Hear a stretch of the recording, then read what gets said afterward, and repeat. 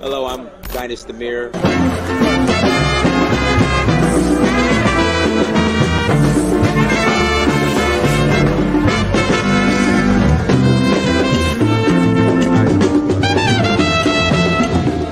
So I reached out to another friend of mine. I said, look, I need to go on vacation somewhere. Where should I go? He said, go to Africa. And not only am I going to go, I'm going to explore a new country.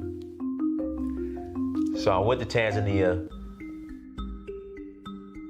South Africa, Namibia, Mali,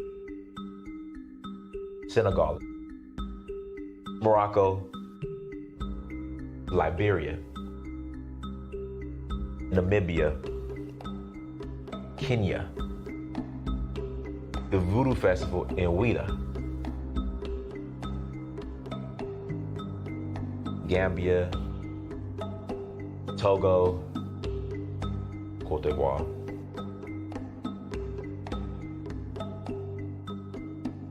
Sierra Leone, Ghana, Nigeria. It's been a beautiful experience, just learning more about our culture, our indigenous culture. So Uhuru means freedom in Swahili. I'm in search of my roots.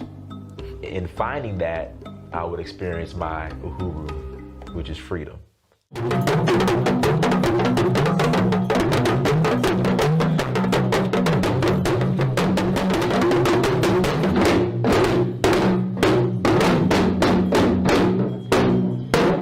Till next time, Dynast Amir, I'm out.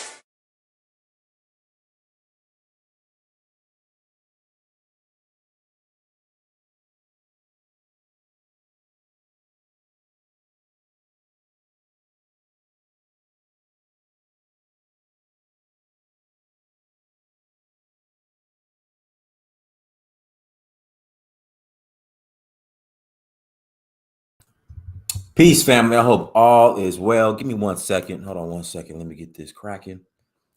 There we go. I hope all is well. I hope your afternoon. Hold on. I hope your afternoon is going well. Morning, wherever you're at. I just hope you're having a great day.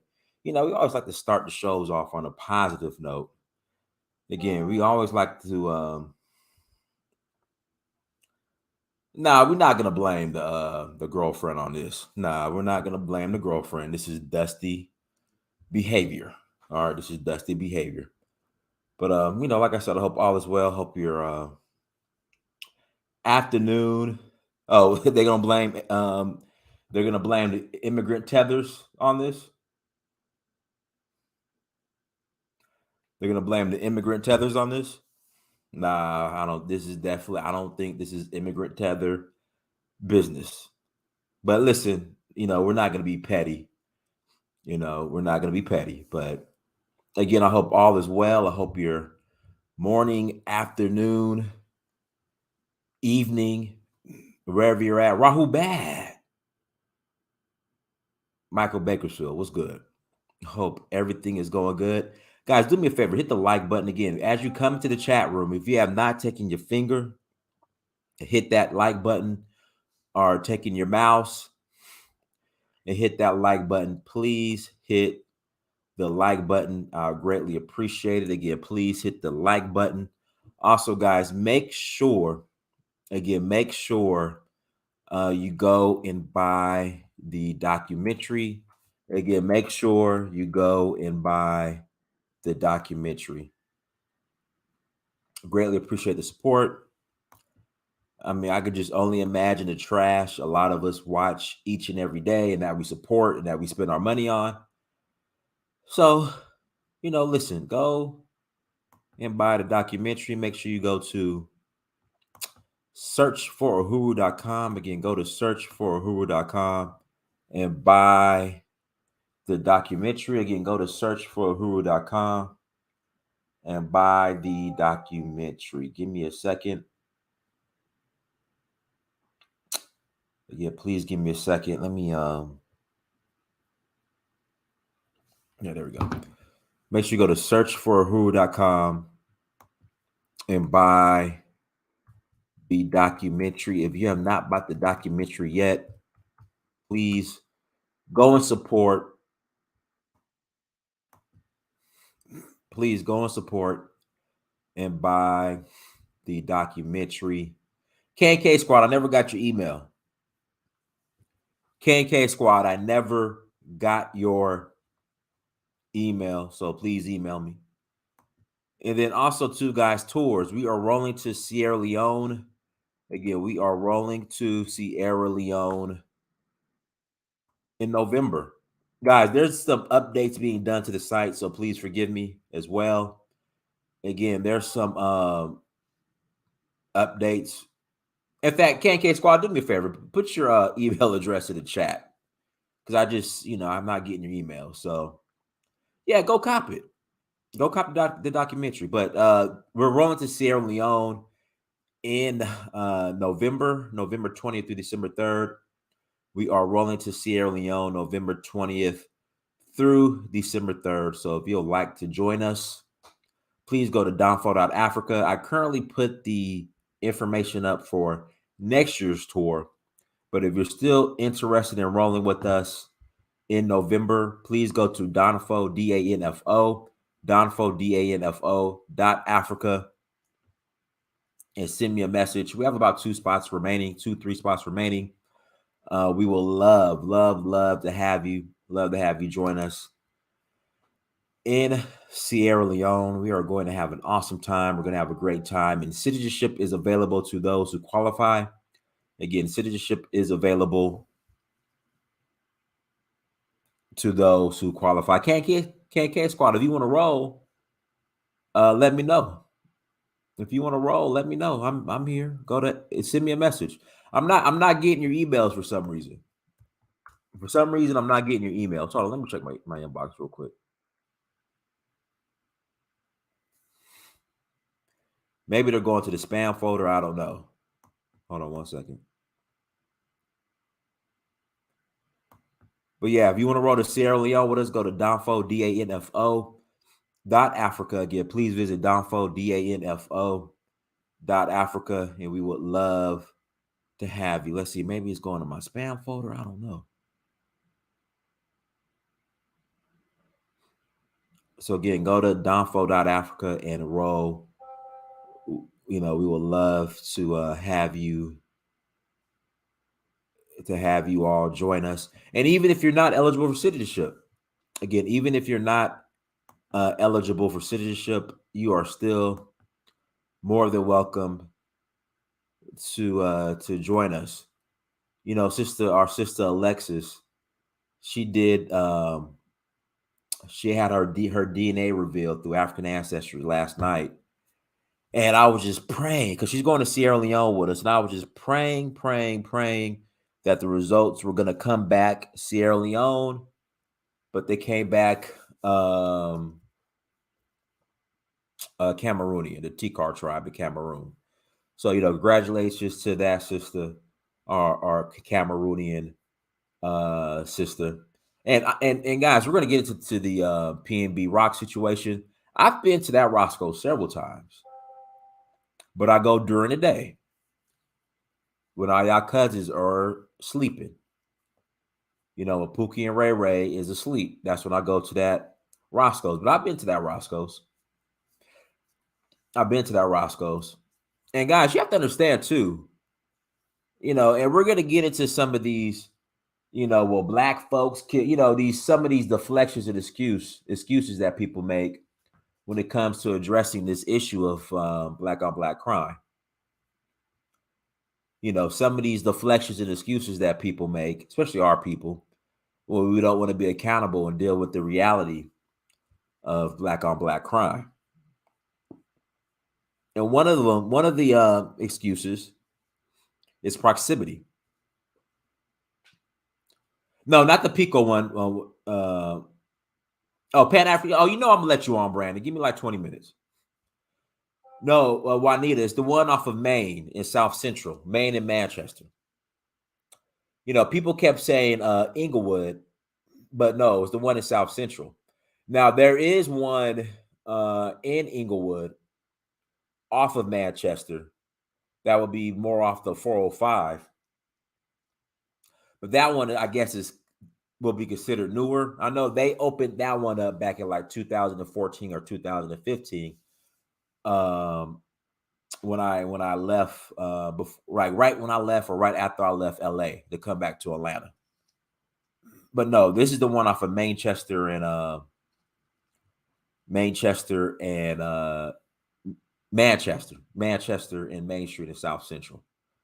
So I'm very so I'm very familiar with that one. And then, you got the one in Pico, you got the one in Long Beach, which I've eaten at before as well. I've pretty much eaten at every Roscoe's. Now I know there's some that I've opened up since I left LA. But like I said, I've never eaten at the one in Inglewood, but I've eaten at the one off of Manchester and Maine. I've eaten at the one off of Pico. I've eaten at the one off of Sunset, and I guess that's Gower maybe, but off of Sunset. I've eaten at the one in Long Beach. I've even eaten at the illegal one, or one that's, I guess, was franchised illegally in Oakland. Yeah, I've eaten at the one in Oakland. The one that was, from my understanding, and this is coming from Herb Hudson, the owner. I've actually met the owner before.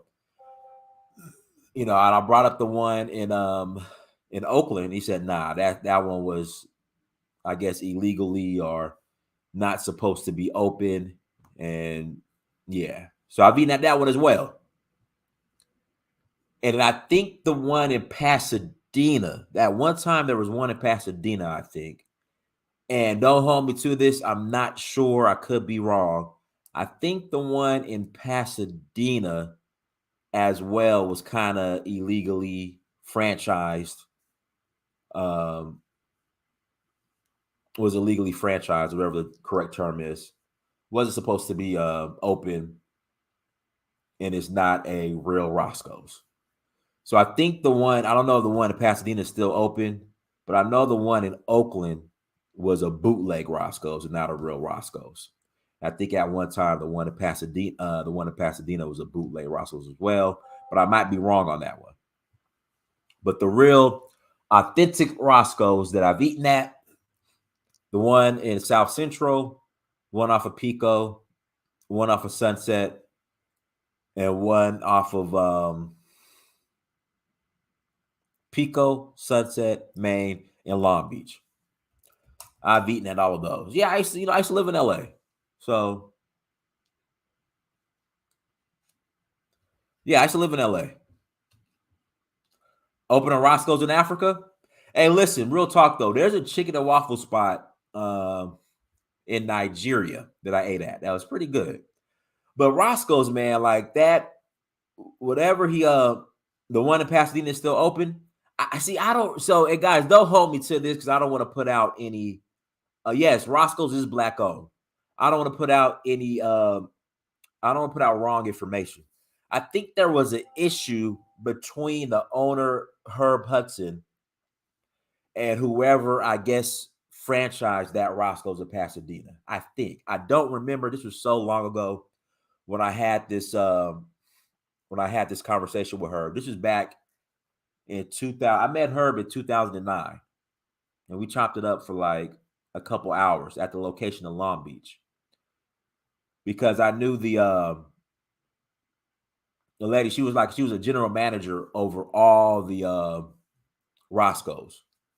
So I met her, and I got to meet Herb. And I think he was telling me he was having some issues with the one in Pasadena. Again, I could be wrong. I don't remember, but I do remember he said the one in Oakland, that's a bootleg Roscoe's. That's not a real one. I don't know if they're still open, but he was like, yeah, the one in Oakland has no affiliation with the Roscoe's with the Roscoe's. So yeah, but I don't know. So what makes Roscoe so good is them damn waffles. And no one could really duplicate that waffle recipe. The waffles are off the chain at Roscoe's. So I actually go to Roscoe's, I get the waffles and I get the chicken with the gravy on it, off the chain. Now, pretty much everywhere serving chicken and waffles, but Juanita said I lived at the one on Pico because it was in my neighborhood. So Juanita, you from Mansfield? That's the hood over there is Mansfield, right? Do they have vegan options? Yeah, you can eat you. I think they got greens. Yeah, I think they got greens. Yeah, you can go order you some greens. Yeah, but them waffles used to be off the chain at yeah, Mansfield. Yeah, Mansfield is that the Pico hood. They used to live off of Adams and Crenshaw. Okay. Listen, Juanita, Adams and Crenshaw. Listen, the best seafood restaurant on the planet. Well, outside of the seafood I had in Sierra Leone, that lobster. But the best piece of catfish I ever had in my life. Here we go. Let me say this. The best piece of catfish that I ever had in my life was at a seafood restaurant. They closed down. It was called Crenshaw Fish Market. Crenshaw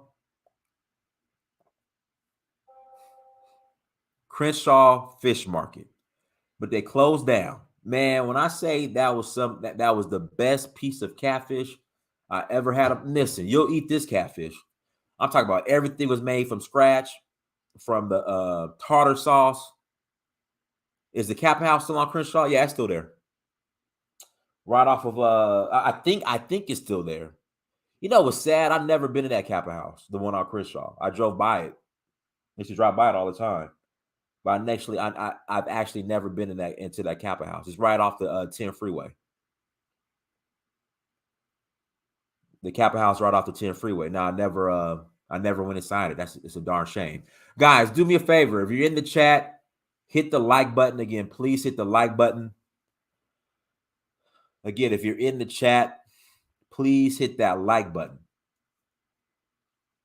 But yeah, that seafood, man. Crenshaw Fish Market. I think it was off of Crenshaw and Adams, or it was either Crenshaw and Adams or Crenshaw and Washington. Man, when I say that was the best piece of fried catfish and all the sides were off the chain, man, that seafood was so good.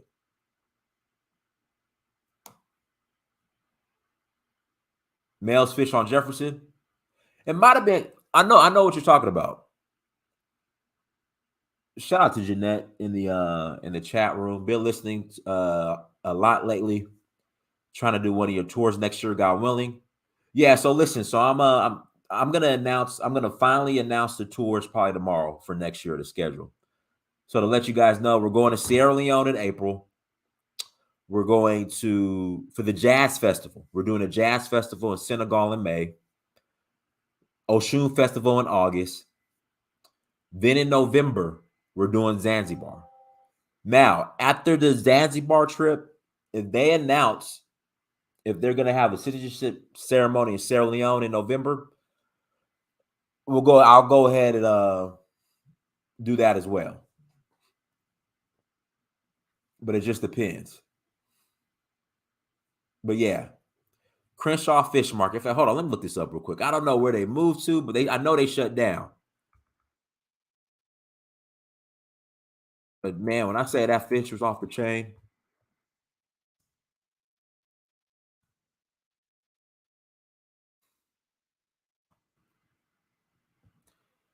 here we go. Crenshaw Fish Market closed. Listen, hold on.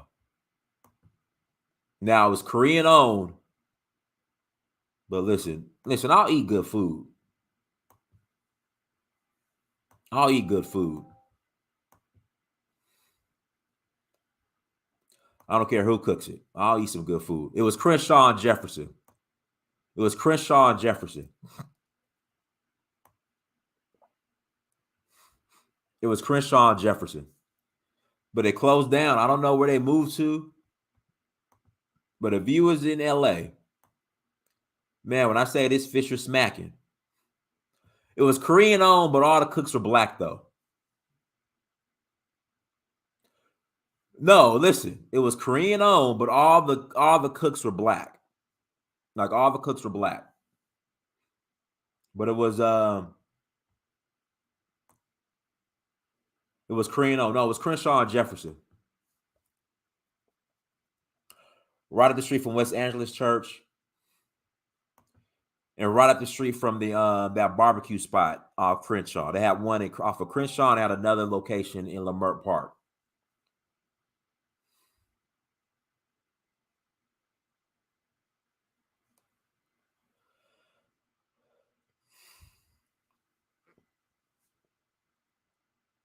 Like I said, it was right up the street from that popular barbecue spot that's on Crenshaw, and they got another location off of Leimert Park.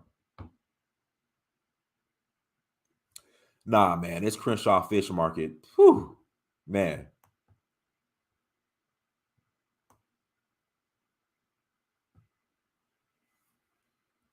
I was when I found out this closed down, man, I was hurt.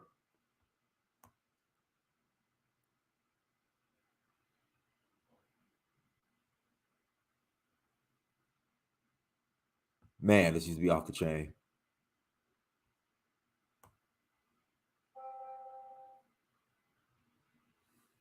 Yeah, so we got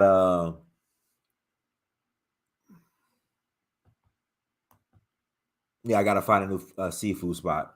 Yeah, Phillips Barbecue. Phillips Barbecue. Yeah, Phillips. Right up the street from the location. So there's a location on Crenshaw. There's a location in Leimert Park of Phillips. And then the best Jamaican food.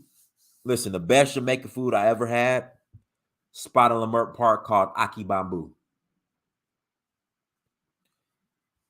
You know, spotted in Leimert Park called Aki Bamboo. The best Jamaican food I've ever had. And I haven't been to Jamaica yet. Again, I haven't been to Jamaica yet. But when I say that Jamaican food is smacking at Aki Bamboo, that Jamaican food is off the chain at Aki Bamboo. We about to get on topic. Listen, we about to get on topic. You know, we kind of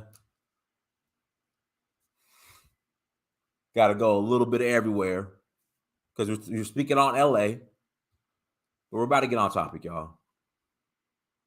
Now go to Aki Bamboo in Leimert Park here. Thank me later. Get the stew fish, stew chicken. All right, so let's talk about the unfortunate. You know, first of all, rest in peace to the brother PNB Rock. And honestly, I didn't know who he was, but I went and listened to his music, and his music was nothing but love, and like he wasn't on that deadly clown. He wasn't on none of that deadly clown stuff. You know, he wasn't on that trap or drill stuff. It was all feel good music. Because you know, the first thing I do when I found out he was dead, I was like, okay, what was he into? Was he affiliated with anybody, any gangs? But nah, I mean, it was all feel good. Yeah, he wasn't a drill rapper. It was all feel good music. So you know, the brother was unfortunately taken out. But you know, I was listening to a stream Ti did, and of course, he immediately got into the, you know, ain't no such thing as black on black crime, and you know, all the deflects that you know a lot of our people had. What about the white on white crime and the Asian on Asian crime and the Mexican on Mexican crime? But I'm just saying to myself, I thought Black America was the moral fiber of America. I thought, you know, Black America, we built this land, you know, we built this country. right? And we have more empathy than white people, or that's the claim we make. We have more empathy. We just don't have it in us. We're not killers. We're not animals. But black folks, we cannot go one day. We cannot go one day without killing each other. And then when we call this out, all of a sudden we want to deflect and blame the white man,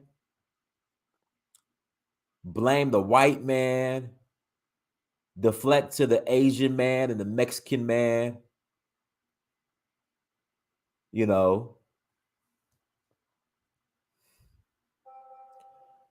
want to deflect to the well, Mexicans kill each other too. White folks kill each other too. The Asians, they kill each other too. Well, we don't want to confront and deal with the fact that black people, black men, the majority, cannot go 24 hours without shooting each other. And one of the excuses that they say is, well, we're in close proximity of each other. Let's deal with PNB Rock. Okay, number one, Roscoe's. Even though Roscoe's is black owned, again, even though Roscoe's is black owned, the employees are predominantly Hispanic. And that community now, that South Central community now is predominantly Hispanic. So we can't use the proximity excuse. So the proximity excuses, we can't use that anymore. Because a lot of these communities where we're killing each other at have been gentrified, or are no longer predominantly black. And that goes for South Central LA, that goes for Compton, that goes for Long Beach. I'm not sure about Inglewood yet. But that goes for LA, period. We predominantly now are in closer proximity to Hispanics than we are our own, period.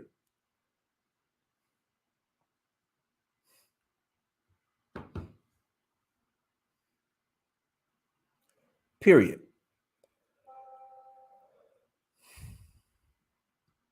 Well, I did a story on that. But yes, we can't use the proximity excuse anymore.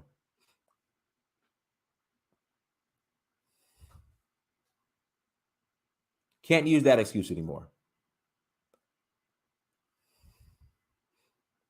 So this young brother was having lunch. And guys, it doesn't matter what location you go to. I mean, that's the thing. It doesn't matter which location. I don't care if it's in the hood.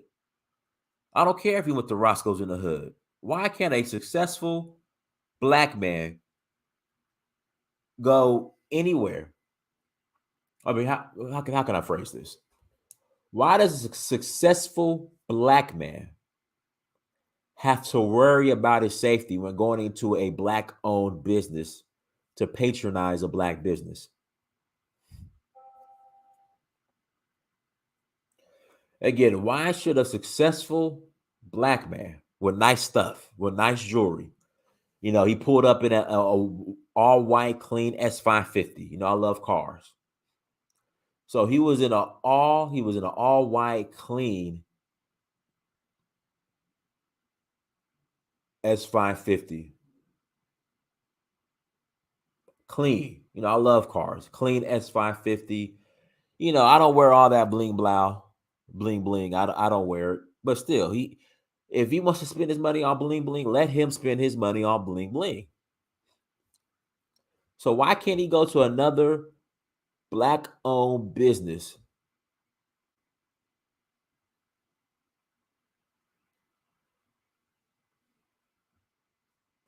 and enjoy himself with his lady and eat without having to worry about getting his brains blown out? That's why I hate when y'all say, "Oh, you gotta watch the neighborhood you in, cuz. You need to watch the neighborhood you in." Why? Why can't a successful black man pull up? Because and then on the other end, you guys are crying, well, see, man, cause you see, y'all ain't coming back to the hood, man. Y'all ain't reinvested in the hood. Y'all ain't coming back to the hood. This is why folks ain't coming back to the hood. Right here. Because I have to worry about my life being taken at a black-owned business.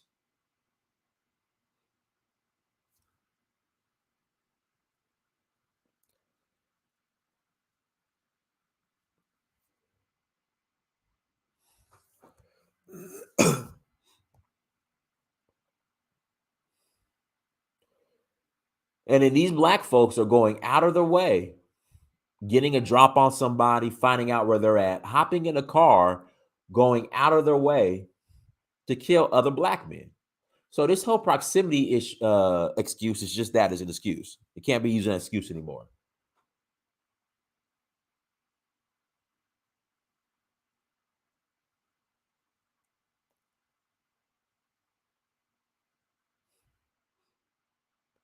That's all I'm saying. It's unfortunate what happened to this brother. It's sad. I'm sorry, the black culture that is put on, the black culture that we see today on TV that the media puts out there is trash. It's trash. It's trash. I'm sorry, it's trash.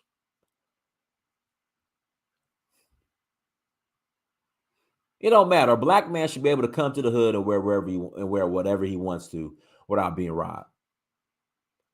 And if you can't do that, then F the hood. F the hood.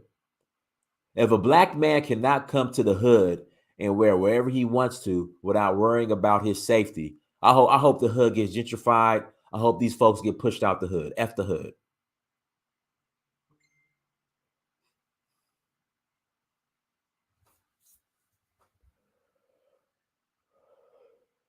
F the hood. I'm sorry. F the hood. You saying a black man can't pull up to the hood? A black man went, put the work in, riding clean, looking good. He can't pull up the hood without worrying about being robbed. F the hood. I hope they gentrify all that shit. I hope all those projects get knocked down and get turned into luxury condos that Negroes can't afford. Yeah. So F the hood.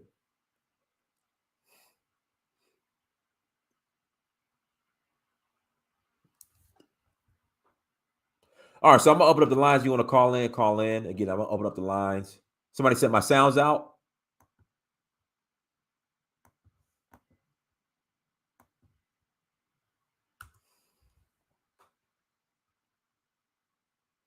Yeah, it's just too much stress. F the hood. Gentrify all that shit.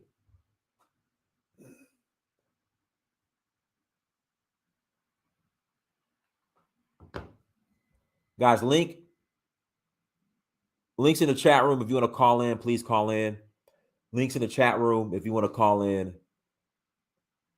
please call in. Nah, gentrify all that shit. You got to worry for your life. You got to worry about being killed in a black community because you got some nice shit. You got to check in.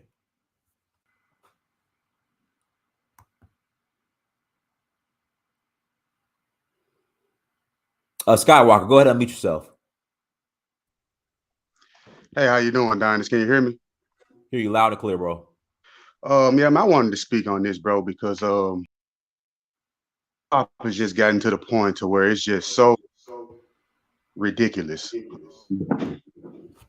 And I think we really need to start discussing petitioning our local politicians or even the federal government to make at least drill music and game illegal. And I'm gonna tell you the legal argument behind it, right? Bro, listen, let me tell you what's going on, Skywalker. So here in Atlanta, the DA said, listen, if you're rapping about all this BS, all this crime, and you get convicted of, and if you get caught and convicted of doing, performing a crime or whatever, we're going to use your lyrics against you. You got Negroes. No, that ain't right. You should be able to. It's freedom of expression. It's freedom Yeah. of expression. You should be able to use rap lyrics against our people because of the art. It's our art. And I'm gonna give you. Yeah, Well, I'm tired of Negroes. I'm tired of it. yeah, and I'm gonna give you the legal argument that I really think is a valid legal argument. Okay, so the First Amendment is where we get the freedom of speech, right? Correct. Now, the First Amendment does not protect all forms of speech. In particular, the First Amendment does not protect incitement, nor does it protect what's called, or what the court has called, fighting words, right? Now, in order for something to be labeled incitement, it has to be like an incitement to imminent lawless action, right? And the court has defined imminent as immediacy, right? And now on the other category of speech that's not protected under the Constitution, we have fighting words, and fighting words among some of the categories that qualify as fighting words is true threats, right? Now, I think that there is an argument that at least gangster rap and drill music, those genres of hip hop, are clearly examples of incitement because they have been proven to incite young people into lawless activity, and sometimes immediate lawless activity. Some of these kids, when they're in the process of murdering other young black men, they're literally playing this music. And before they even go do it, they play this music because this music is so persuasive to them that it is hypnotizing them into demons, if you ask me, right? And now on the other side, we have fighting words, and so for fighting words, like I couldn't walk up to you and say something completely derogatory to you face to face, and which would influence you to try to fight. Now I couldn't go to the judge and be like, I have freedom of speech. I can say what I want to say, right? The First Amendment doesn't protect that, and so therefore the First Amendment should not protect these gangster rap and drill music lyrics that are clearly inciting young people to commit heinous acts against each other. Now, how do we get this done? Well, I think that a lot of young or a lot of parents who've lost their children to like these urban acts of violence in the black community, they should sue, or they should at least try to go talk to a lawyer or something and sue some of these record labels for incitement. And like I say, this is a lot of this is purely black people's fault. But still, most of these record companies are owned by non-black people, right? So I'm not trying to take away and like make an excuse for the activities of that's going on in our community. But a lot of these record labels are owned by non-black people, and we did not see these kind of just completely evil lyrics being spewed at a public radio station. Now think about this, right? Now you could turn, like here in Memphis, we got Hot 107, right? These are publicly owned radio stations, but they're playing music. It's not like in your car you got a credit card machine that you put into the radio to choose what kind of music you want to come out of it, right? They're playing lyrics about killing other black men for free, being spewed out of the radio stations. That's almost like in Nazi Germany when commercials would depict the Jews as rats, right? Or propaganda all up on the walls, analogizing human beings with roaches and rats. And so I really think that there is a feasible argument for incitement and fighting words with regard to rap lyrics, and black people, or at least serious black people, or people who really care about the future of their community, should kind of bring these arguments to the forefront and see if we can do something about ending this. Now, I absolutely love what the DA is doing down there in doing in Atlanta, and hey, I'm all for it. I hate hip hop. I hate it. Well, I don't hate hip hop. I mean, like I said, earlier forms of hip hop, maybe like some Wu-Tang Clan or some Rakim or something like that. But I mean, that might be cool. But when you start getting into like this drill music and gangster rap, I absolutely hate it. I've gotten to the point to the only kind of music I pretty much listen to is jazz, which pretty much takes the lyrical element out of the music, and so we don't have to worry about the actions being influenced because there's no words to it. And so I just wanted to say that piece, Dynast. I'm gonna stay here for a little minute and see if anybody else wants to comment on it. But I just think that we really need to take this serious. Hip hop should not be protected speech under the Constitution. Let me say that one time. Hip hop should not, in particular, gangster rap and drill music should not legally be protected speech under the Constitution because it is a form of incitement into lawless activity, and it's a form of true threats in the form of fighting words, because most of these rappers literally live the things that they're rapping about. I agree with the brother. What's up, Dynast? Hey, what's going on? How you doing, man? I just have a few things to say. One, let's just take a step back. And people were trying to blame the girlfriend. Oh, she shouldn't have posted her location. Da da da da. Listen, we should be able to post where we are. We should be able to post whatever we want without having the fear of being literally murdered in cold blood. First and foremost. Number two is, again, it has a bigger ramifications than just, I know PNB unfortunately lost his life. Rest in peace to that young brother. But this has bigger ramifications than just a man losing his life, a family losing their son. Think about having anyone who wants to open a business in that area, which I assume is predominantly black. Do you think they're going to want to do it? And then we're going to complain that, oh, no one wants to invest in the hood. We can't do this. We can't do that. No one wants to put money here. Look what happens when we try. You're right. You're right. And I mean, and thirdly, if this was a white man that had killed PNB Rock, there would be protests in the streets. There would be protests in the streets. It would be Negroes would be out here chanting, signs waving everywhere. It would be complete madness. But you know how that goes. All right. Go ahead, Chrissy. Unmute yourself. Yes. Hi, everyone. Can you hear me? Loud and clear. Go ahead. Okay. I agree with what both of you have said. But I think the problem is that we're not in order to do what you say, hold these quote unquote artists to task. We have to be a people who are about accountability, and we don't like accountability. Even those of us who are professional and are educated, as a collective, we like to make excuses. So because we do that, it's hard for us to come together and hold, aspects of our community to task. My biggest concern is, I feel like, at least from my end, from the past 2-3 years, I just feel like there's been a spike in crime.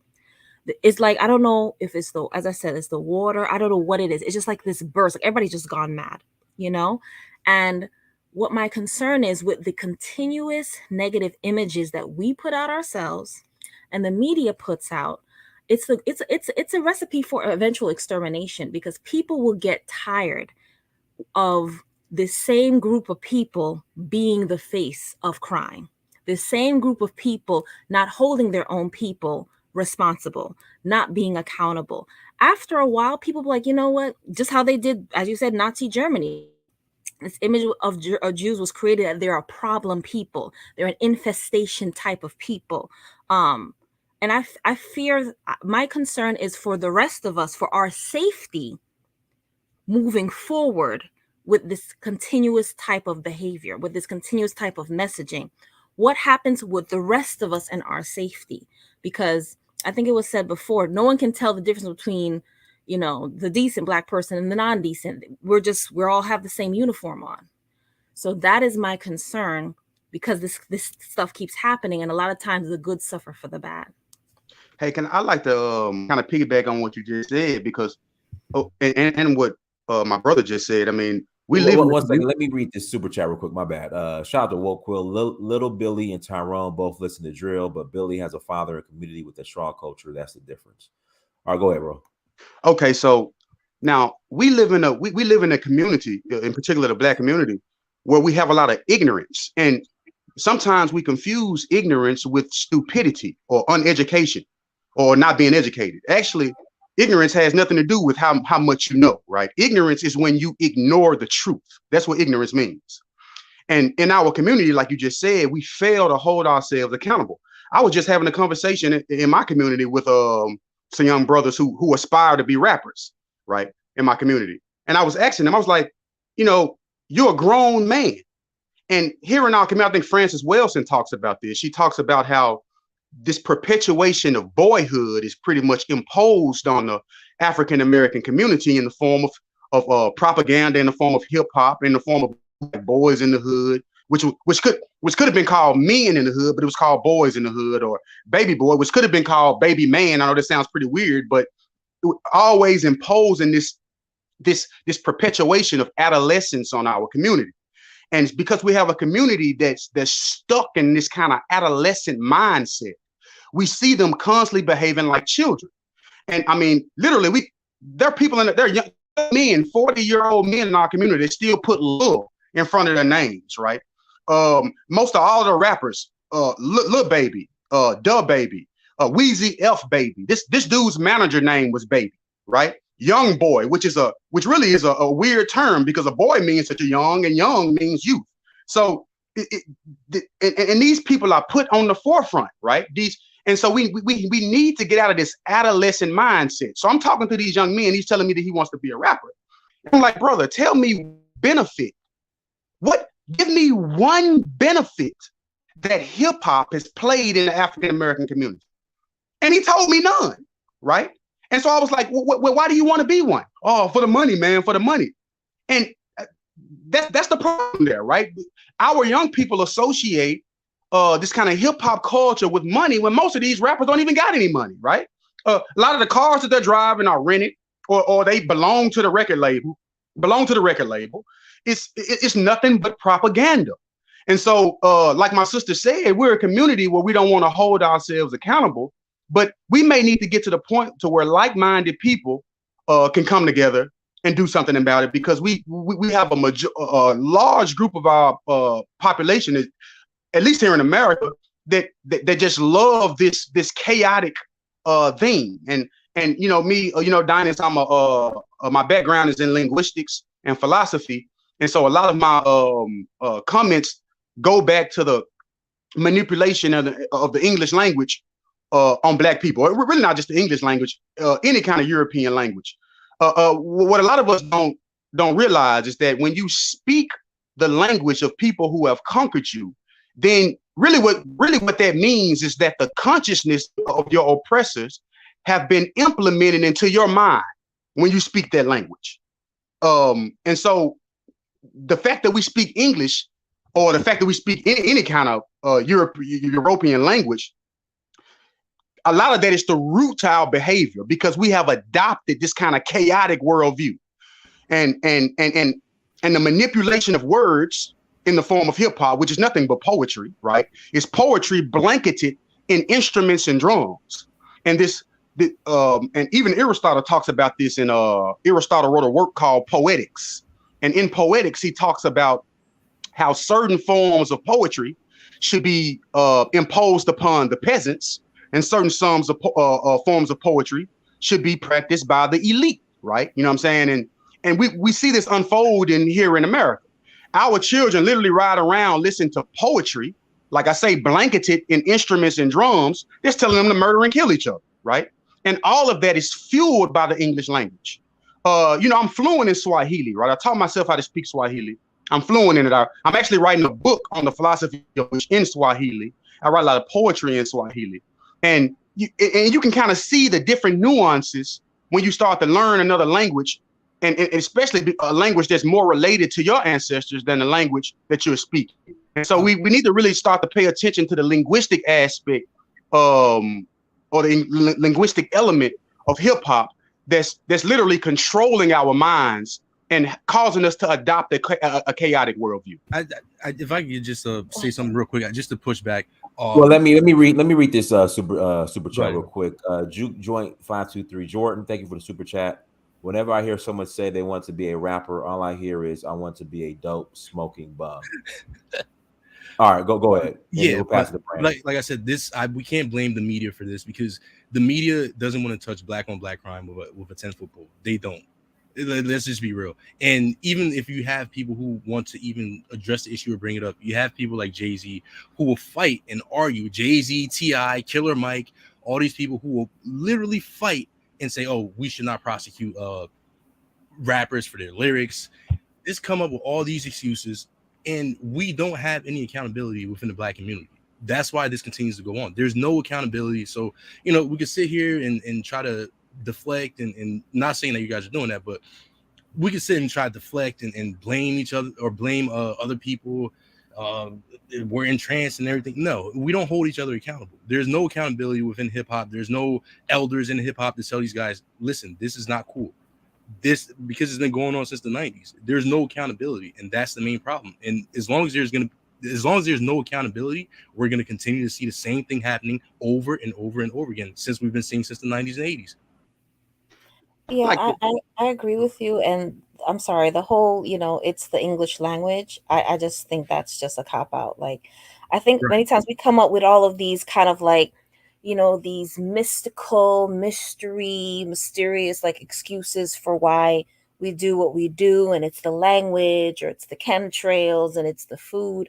And I'm not saying that these things may not have some minute influence, but the biggest problem is we like filth at a large, yes, granted, we're not like that, and that was introduced in us, impressed on us, but we have an opportunity to kind of pull ourselves out of doing certain behaviors. You have an example, sorry to say, but the filth, and a lot of times the way we talk about white people as a collective, then we're not necessarily seeing that. We're not seeing white filth. And I'm not saying that white people don't do these things, but at a large scale, as you said, their families are together.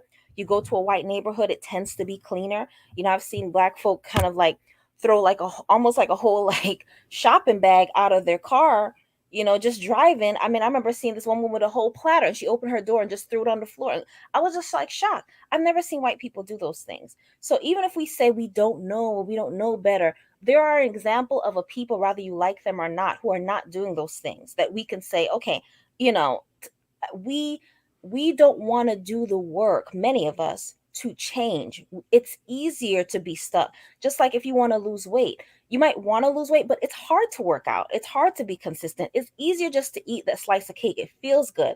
It's just an easier thing. And I think a lot of us are addicted to the easy. And if we can have the easy and then have someone create all these mystical excuses for why we are the way we are, it's just easier. It feels better. Hey, Miss Chrissy, can I respond to you real quick on that one? Sure. Now, I completely agree. I mean, certainly there's no accountability in our community. And actually, there's a purpose for the language barrier, right? Like, if you go to Chinatown, right? Like conversations about gay marriage or like I say, whether or not we're killing and murdering each other or whatever, it's not going on in the Chinese or in Chinatown. Why? Because there's a language barrier, meaning that certain topics and information just in there. Why? Because they speak Mandarin. You see what I'm saying? Hey, Skywalker, I'm gonna interject, man. We got to stop with the deflection and non-accountability and the lack of accountability when it comes to black people killing black people. Certainly. We want to overcomplicate the dysfunction in our communities. It's certain with languages. It ain't got nothing to do with language, bro. Just Negroes are just being Negroes. And I agree. I agree, but like I said, I'm around in linguistics, so I'm always gonna throw that language element in there. But someone said something about the media. The media does play a role in this, right? And like you say, we do need accountability. We do need to hold ourselves accountable. But I mean, the media does play a role in this. I mean, we can't get beside that, right? The media does play a role in the way that we view. Unfortunately, I mean, I don't like it, right? But most of the people who watch TV or listen to the radio and news, they might not have strong reasoning skills like the people on this panel, right? You know what I mean? And so they are influenced by it. Right. Even the word media comes from the word medium, and the medium is something that you use to get from one state to the next state. Right. So that's what this government uses to control the emotions of the population. Right. The media can make you happy. It can make you sad. It can make you feel informed. It can make you not feel informed. So the media is an element here, whether it's a big element or small element. But I mean, we can't just take the media out the picture here. The media does play a role in Well, this. we got This is Skywalker, and then we're national gonna pass it to television. Brandon. So Skywalker, we need to learn the English word accountability. That's the English word that we Certainly, need to certainly. learn and hammer down. That's what we do. Go ahead, Brandon. Meet yourself, Brandon. Hey man, I like what you just said. You can hear me okay? Loud and clear. Yeah, You we in your hear you. professional Okay. setup, so you're Yeah, loud and because we clear. in here messing around with the cameras and mics and stuff. But yeah, man, this is why I just think there's an age limit to handling this situation. I don't listen to anybody over 50 because they're too in love with that. Like roundabout, we need to address the ancient Egyptians and the ancient empire of Atlantis and all that stuff. And you know H. Rap Brown, he's an original Black Panther, and he highlighted this type of mindset, which a few people on here are showcasing. It's called progress through concession. So what these guys pretty much argue is saying, well, what we need to do to fix crime in the Black community is basically take away Black people's constitutional right to freedom of speech, freedom of expression, and then what else? Freedom of mobility, freedom of movement, travel, freedom of thought. Where does it end, right? You never get anywhere by taking away people's liberties to address a specific issue. And no white group who you realize anything we get done is going to have to go through white folks too, right? Because we live in a republic, so it has to go. It's a democratic republic, so it has to be voted on by everybody, and all laws that are applied apply to everybody. And this is why your community is in deterioration, because the laws apply to everybody. And the majority of people can abide by the law with no problem. But we have this segment within our society of degenerates who refuse to obey the law, right? So you get in a conundrum. You say we could put more restrictions on people, which would prevent these crimes from happening. Take away the rap music, all that. That's not going to prevent anything, by the way. That's not going to stop nothing. Back when the greatest wars among men were being committed, when people couldn't even walk down a road without getting robbed, there was no rap music. So saying that it's the music, that's a cop-out and that's an excuse. The reality is this: we simply need to perpetuate and support the laws that are already in place to stop this stuff. Black people love to operate on a double-minded position. One, we want to be soft on crime, equity in criminal law enforcement and all this stuff. Next minute, we're saying, oh, we need to have more stringent laws to deal with stuff like what happened to PNB Rock. Here's the reality: we are the cause of what's going on today. Police brutality, we caused that. Racism didn't cause that. We got in these communities acting like damn animals to the point where the cops just start looking at us based on what we is acting like. And because they can't distinguish between me, Dynast, Mr. Information Man, Chrissy, and a regular Black degenerate, the guys who killed PNB Rock, they just treat us all like crap because they're like, look, I don't know which one of these dudes is going to pull a gun on me and kill me. I don't know which one of these dudes got a violent attitude and is ready to hurt me or assault me. So they just put everybody in the same boat and say, look, I'm just going to shoot first, ask questions later. You literally have given people every reason they need to treat you like an animal. I used to work at a dog shelter. We had to treat every dog like it could bite us. No matter how friendly the dog acted, we had to treat every dog, put the muzzle on him, you know what I'm saying? Use the little catch, I forgot what the thing's called, but the little catch loop, get the muzzle on him, and then take him to his cage. There were dogs that were friendly. There were dogs that were big, but they were puppies. They weren't trying to, but they told us, you don't know what a dog has experienced, where it's coming from, what its tendencies are, right? So you got to err on the side of caution. And that is the way the law enforcement agencies deal with the Black community. Hey, look, you want respect? Go to Black communities where there's a low crime rate. You don't see the police killing nobody because they know these people here are good people. We don't got to be on our guard with these people. But as soon as they go in the inner city, it's all off. And you're trying to fix that situation by passing more laws. Listen, bro, government doesn't fix anything. They just make things worse. And this is why LA is where it is right now, because the guy who's the attorney or whatever his name is, what's his name? Gascon, this guy. We're trying to get him out of here. He made an environment that perpetuated criminal behavior. And now you're getting the result of that. But guess who voted him in? Black folk. We love that. I agree, Hey, bro. let me read this super chat real quick. Shout out to Deborah Gunn. Keep all of them freedoms. Learn discipline and accountability. This is our problem. Go ahead, brother. Information man. Go ahead. First of all, I just want to say thank you for making it possible for me to come up on the platform. I also have to say that to Brandon that he is 100% right. I am over 50 years old, and I've been examining and looking at this whole situation around rap. And I'm old enough to remember when, rap music wasn't all about the N word, and it was more metaphorical, and it was all more about going back to the East and being, engaging in your African roots. And you had a lot of empowerment. There was a rapper in Oakland by the name of Parrish. He couldn't get on radio anymore as we had the gangster rap in Los Angeles begin to take over. I'm not saying it to make any excuses, because Brandon is certainly right that it goes beyond the music. This is a mentality. It is an attitude. And I don't like to use that N word, the nigga word, but what you had out there and what's been happening in some of our communities and these rappers is that these are niggas that are doing this. These are Negroes who are animals, have no discipline. And I know this for a fact because I do deal with guys in the prison system in California. I deal with all the gangs, so I get a lot of inside track on some of the bullshit that goes on. And most of the dudes that I deal with, a lot of them come from, of course, broken families, no structure. They've grown up into the gang culture, especially that you have in Southern Cal and even Northern Cal.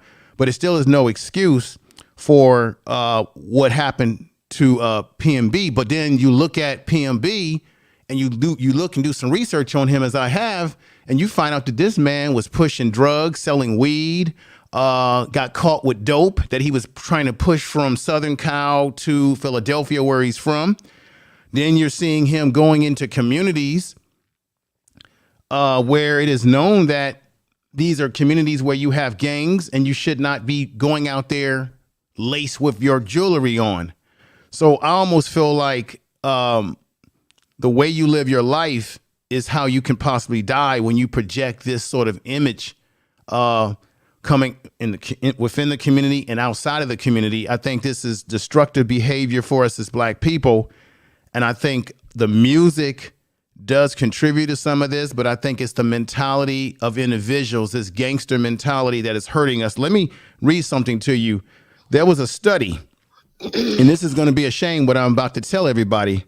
There was a study that goes all the way from the mid 2010 all the way up to now that concluded that murder was the cause of 51.5% of all hip hop musicians' deaths.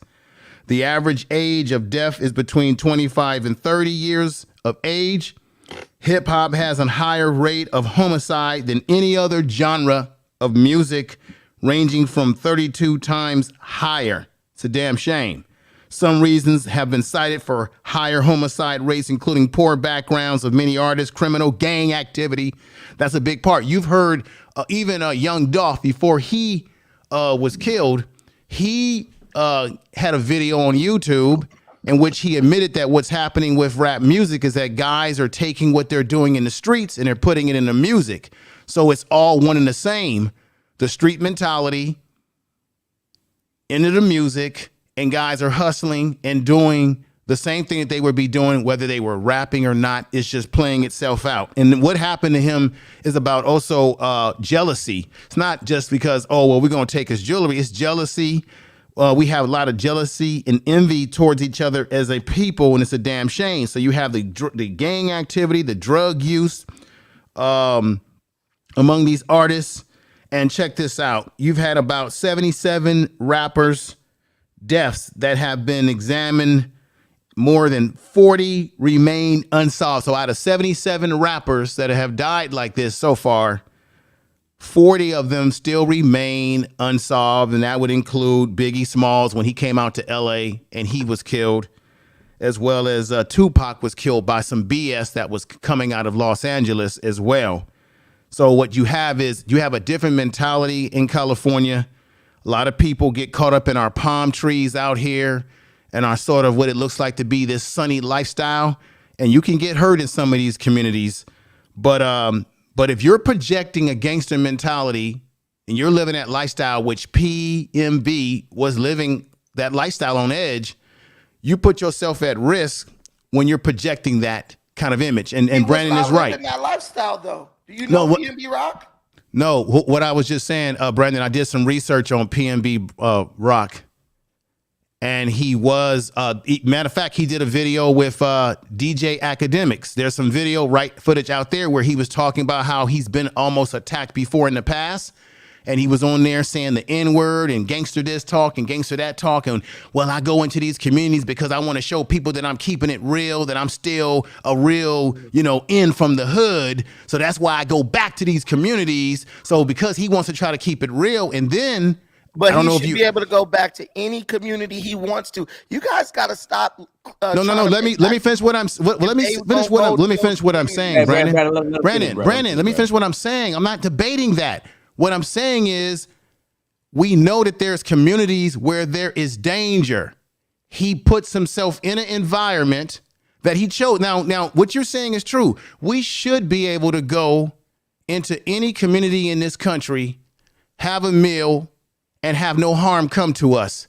But Brandon, that's not the reality that we live in. The reality is that when you are throwing up gang signs, which he does, and I've seen video of that, when you're getting on podcasts and you're talking this street type talk, when you're selling weed and drugs and pushing that, as he got busted for that with his girlfriend. Yes, this was reported. This happened to him. When you're projecting that, then you're going into the community. And you're not even from Southern California, you're actually from Philadelphia, you are going to open up yourself, and you're posting where you are, you do open up yourself to people in these communities who don't have respect for life, respect for you, to want to roll up on you and do harm. Is that right? No, it's not right. Should it be happening? No, it shouldn't be happening. But it is a reality. If you look at all these rappers that were killed, Young Dolph went back into his community and was shot in his community. And then we find out that, well, he was dabbling in a few things here and there. So the truth of the matter is that it should not happen. But when you project these gangster images in your music, your songs, and when you live that lifestyle outside of your music, and you got guys out there that are looking at you as with jealousy and envy, and they want to take you out, these things are realities. Now you just said, but Brandon, ask you a question real quick. I'm going to make your point in a minute. No, wait, let me ask you a question. You're saying when you're living this lifestyle, and this is the problem with our people. The man got busted for selling weed. White boys got weed shops all up and down the street, all over California. That's not even a crime. But what we're doing now is we're criminalizing this guy who's really not a criminal. I never heard PNB Rock talk about shooting nobody or saying I'm a hood dude or nothing in his music. See, we can't wait. I'm telling you what listen, Brandon. Brandon, no, I'm not talking about what's in his music. I'm talking there's a video. It's a news video where he was, listen, sir, he was arrested. He was found with drugs and weapons.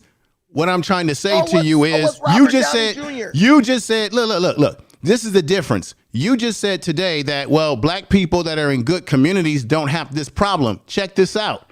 If you are living a lifestyle where you're not projecting a gangster mentality, you're selling drugs, you're showing weapons, you're throwing up gang signs, and you can't tell me a damn thing about gangs because I deal with gangs and I know the mentality. I deal with them directly, all of them. When you're throwing up gang signs, and there's several pictures, I got a picture on the thumbnail with his gang signs.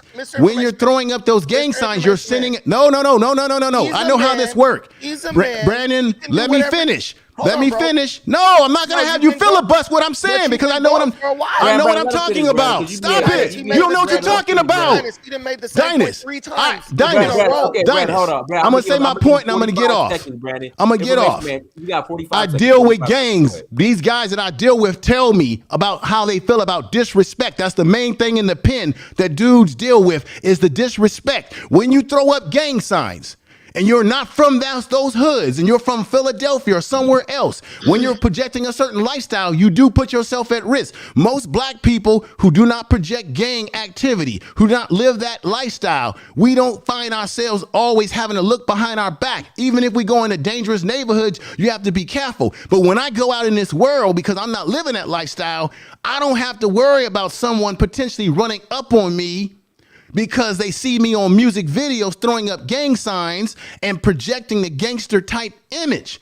I don't have to worry about that. PNB has already said on video that there's been times where people have ran up on him and tried to get their hands on him, and how he had to kind of watch his back. All right, information man. Let me That's pass it to all Brandon. I'm saying. That's all I'm saying. Got you. Go ahead, Brandon. We'll pass it to Missy Barr. Go ahead, Brandon. You gotta mute yourself. Can you guys hear me? Yes, go ahead. Well, I'm in the middle of the thing, so I guess you guys can still hear me. Dynast, give me a thumbs up if you can hear me. This guy messing around with the sound equipment. So this is what I'm talking about, Dynast, and I'm just gonna talk to you because I can't deal with ignorance, right? I don't like that. Dynast, what we're doing is when something happens that's senseless, what people try to do is they try to make sense out of it. And what men like us do, who don't have maturity, we try to find something to blame for why what happened to this brother. Mr. Information Man is lying. PNB Rock was not in no gang. I didn't say he was in a gang. I said, I told you. No. You haven't seen, Brandon. You haven't seen the reports. Hold on, I got to interject. Hey, hold on, let me interject. I didn't say he was in a gang. I said he got arrested for drug possession, and he has thrown up gang symbols. I got a thumbnail. One mic. But Brandon, he was affiliated with a gang. Listen, Dynast, listen. What I'm telling you is, did you hear that? Yes, he's affiliated with a gang. Okay, he's affiliated with a gang. Fine, right? This has nothing to do with why he was killed, Dynast. He was killed because they was trying to rob him. Gangs, I was in a gang.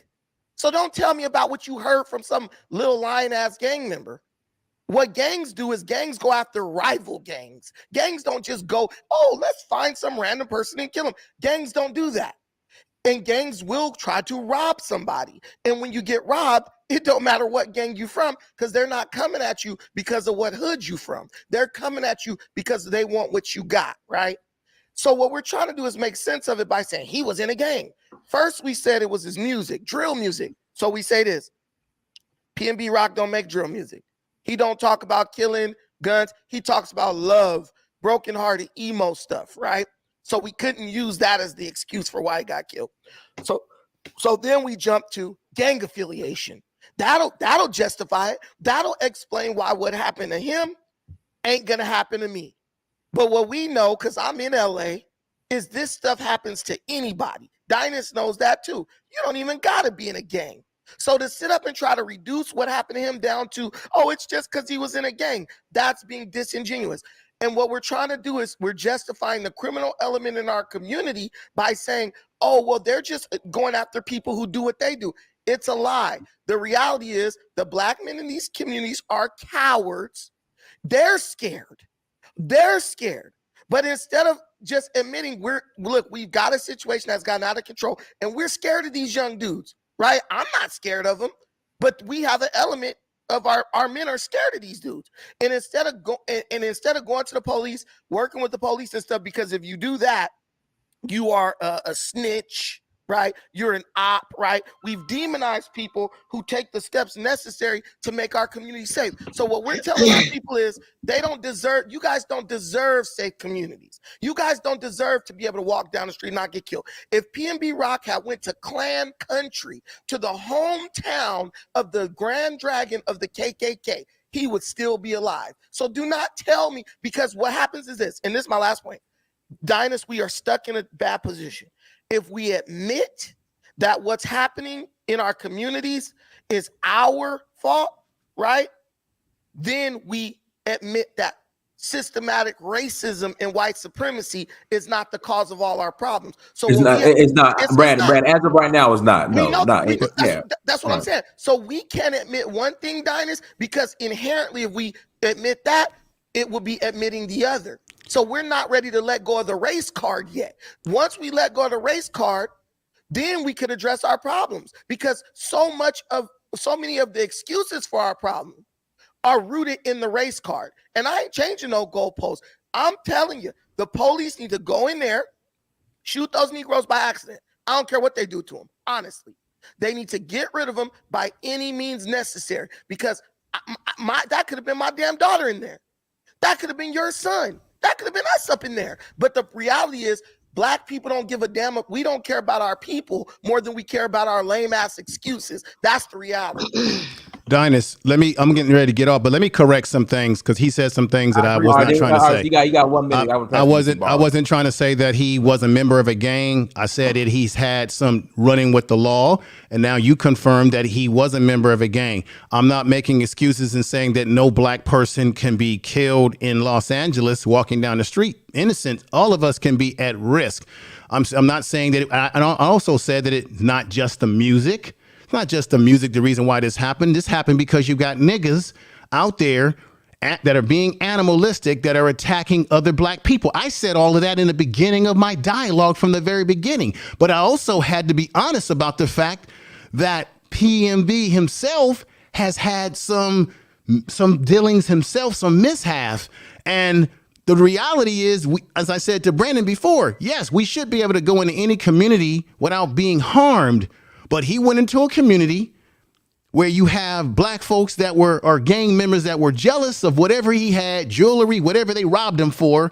They could have did the same thing to us. Yes, that's true. And that's true. But I also said there's tons of video out there on this man where he's on shows with DJ Academics, and he's sort of talking that talk about how people have tried to run up on him, and how he tried to, he gonna keep it real. And he talked about how he likes going into these kind of communities where he should not be harmed. But the reality is that we can be harmed. In this case, he was harmed because he's got a target on his back, because he is a rapper. That's not making an excuse. That is one factor amongst many other factors. That's all I'm saying. I didn't say it was the only factor, but it's all factors in. That's all, Dynast. That's all I wanted to say, brother. Appreciate that. Brandon, let's pass to Missy Barr. They don't come back to the hood. I had mentioned that he said that he wanted to keep it real, where he's saying he didn't want people to think that he was a punk. I said that, Brandon. It's not my words. That's his words. Let's pass to Missy Barr. Missy Barr, go ahead, Missy Barr. How are you, brother Amir? I'm fine. All of our heart should be bleeding. All of our heart should be bleeding. And this is tragic. This is genocide. And this is abomination. And at some point, Black people, Black Americans, FBAs are those that like to say that you are the one that shows the world culture, what you are showing the world about yourself, about ourselves, is genocide. This is tragic. Condolences to the family of this young man. Another life is lost, and we're here counting the body bag. I don't know if any of you I can't even say, we can't keep counting like this. I don't care to whom, how, where, how this happened. Black people have to put a stop to this. And it needs to start from the home. Black women, since many of you want to be the single parent, how is it that you can be the mother of civilization, that you can be a mother, and what comes out of your wound is being cut down like this? Over what? Can this young man not get a job at Burger King? That is not to say this will not happen. This is a lot of lives that we don't know what these people will be if they have a chance to live a little bit longer. I don't even think Black Americans understand the collective trauma that we all are suffering when you hear another person is caught dead, whether by another Black person, whether by a police officer. How is it that Black life can be cut down like roaches?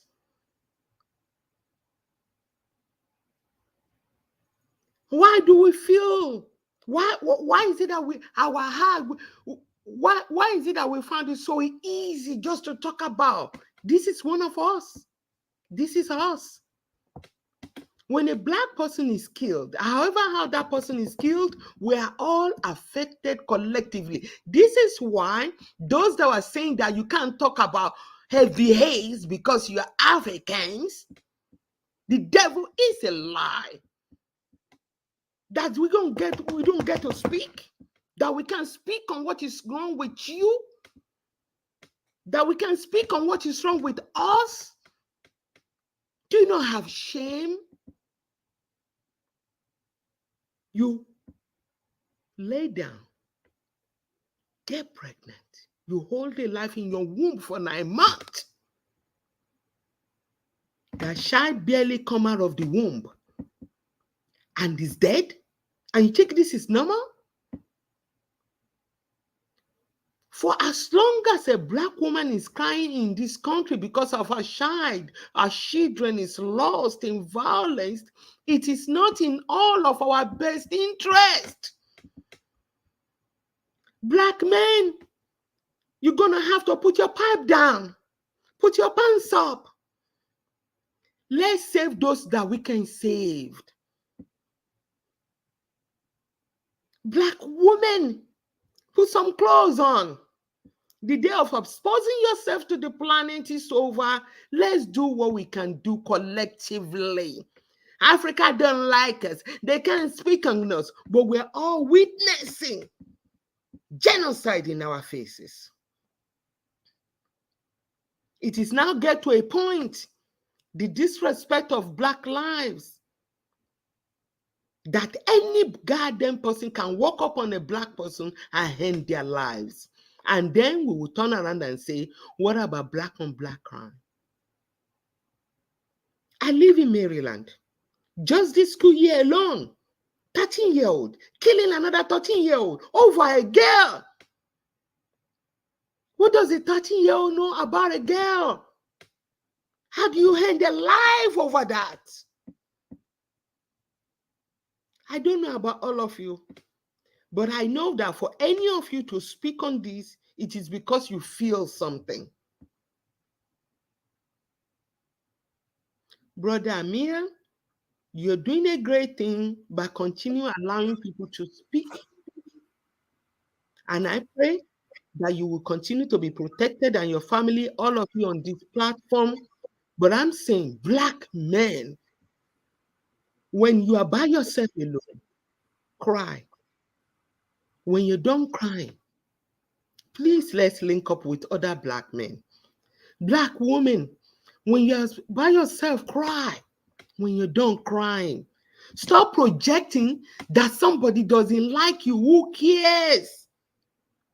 Link up with other Africans. It is their responsibility to contribute to the society we all live in, because Africans still have a little bit of family culture in them. When I was saying the other day that Black Americans need to link up with the embassy here, or the embassy, I start demanding that they speak up on your issue. It is the amount of body counts I keep hearing about. This is tragic. This is a disaster. And I don't know how any of you can feel it. I don't care whether the brother is doing drugs, selling drugs. I care that another life has just ended. I say again, where's Michael Jackson? Where's Whitney Houston? All these great stuff, all these great artists. And we have to start thinking that all behind all of their debt is a hidden hand that many of us are not thinking about. I mean, and just like everybody is saying jealousy, we need to kill that jealousy in us. We need to kill the hatred we have in each other. We need to hold life. You should fear killing a roaches, let alone ending another life. It takes a lot before a man and woman can come together and that one thing become that one thing. That one thing become a pregnancy, and that pregnancy become a child. 9 months. 9 months. Only to be cut down. Dynast, Black people, I don't know about you. Dynast, you see the comments? Black people don't care about people dying and stuff. This to them is just entertainment. She's too emotional. This and that. Look, bro, these people are animalistic, bro. They don't care about life unless it's their own life, right? That's the way we've been brought up. Our mama's dad. Most of these people can't let that happen. Listen, and this is what I'm telling the truth. In Black America, welfare culture made a situation where the only reason these people, parents, even stuck around to raise them was because they knew they could get a county check for it. So there's no general love and empathy between Black people and even their own parents. So how can they have it? Pan-African, listen, I understand what they're going to say on the platform. I already understand it. But for those of you that want to do something, please don't let that stop you. If all you can do is save one life, let's make it count, please. Missy Barra, here in America, nobody hates Black people more than Black people. We're literally little neo-Nazis that walk around with fitted caps on. Facts. I mean, so we need to, and like everybody's saying, accountability is the word. I mean, we need to get to the point to where we're treating these little nigglets that's running around here murdering other Black men. We need to treat them accordingly. You know what I mean? I think it was in Haiti where before they even sparked off the Revolutionary War, they got rid of those coons. You know what I'm saying? And if you ask me, a little Black man running around here with a bandana and a fitted cap murdering people with assault rifles, he's no different than a racist white man to me that wants to hang you. You know what I mean? So I'm with Brandon. We need to do something about this. He's worse. Yeah, he's Everybody worse. have to come together and start whatever you need to do to take care of the community. We need to be Missy Barr. We need to be armed at all times. If Black men were men and had their CCWs in that Roscoe's, they could have blew that dude's head off before he had a chance to kill PNB Rock, just like those white people did in that church. We are in a war zone. You got to stay armed legally. You got to be armed legally so that you can interfere when you see somebody being victimized. Hey, there might be some people that get hit by mistake, but these guys need to know you pull out a gun, there's 50 guns around you. Just like Africa, Missy Barr. You know how it is. Let somebody try to steal a cell phone in Africa. 100 people going to be whooping your ass because they don't tolerate that mess. And that keeps crime low in Africa. We have to start policing our own communities like we always say, but we lying and we really don't want to do it. All right, let's pass it up. What has to happen? You know, everybody has to get up. We can't have. Think of how many young people who are killers that you're going to have within a society. What kind of society are we? Okay, let's say Black Americans get power today. Who are the people that's going to be running it? When many of them already have 1, 2, 3, 4, 5 murder in their hands. Think about this and let's work on it.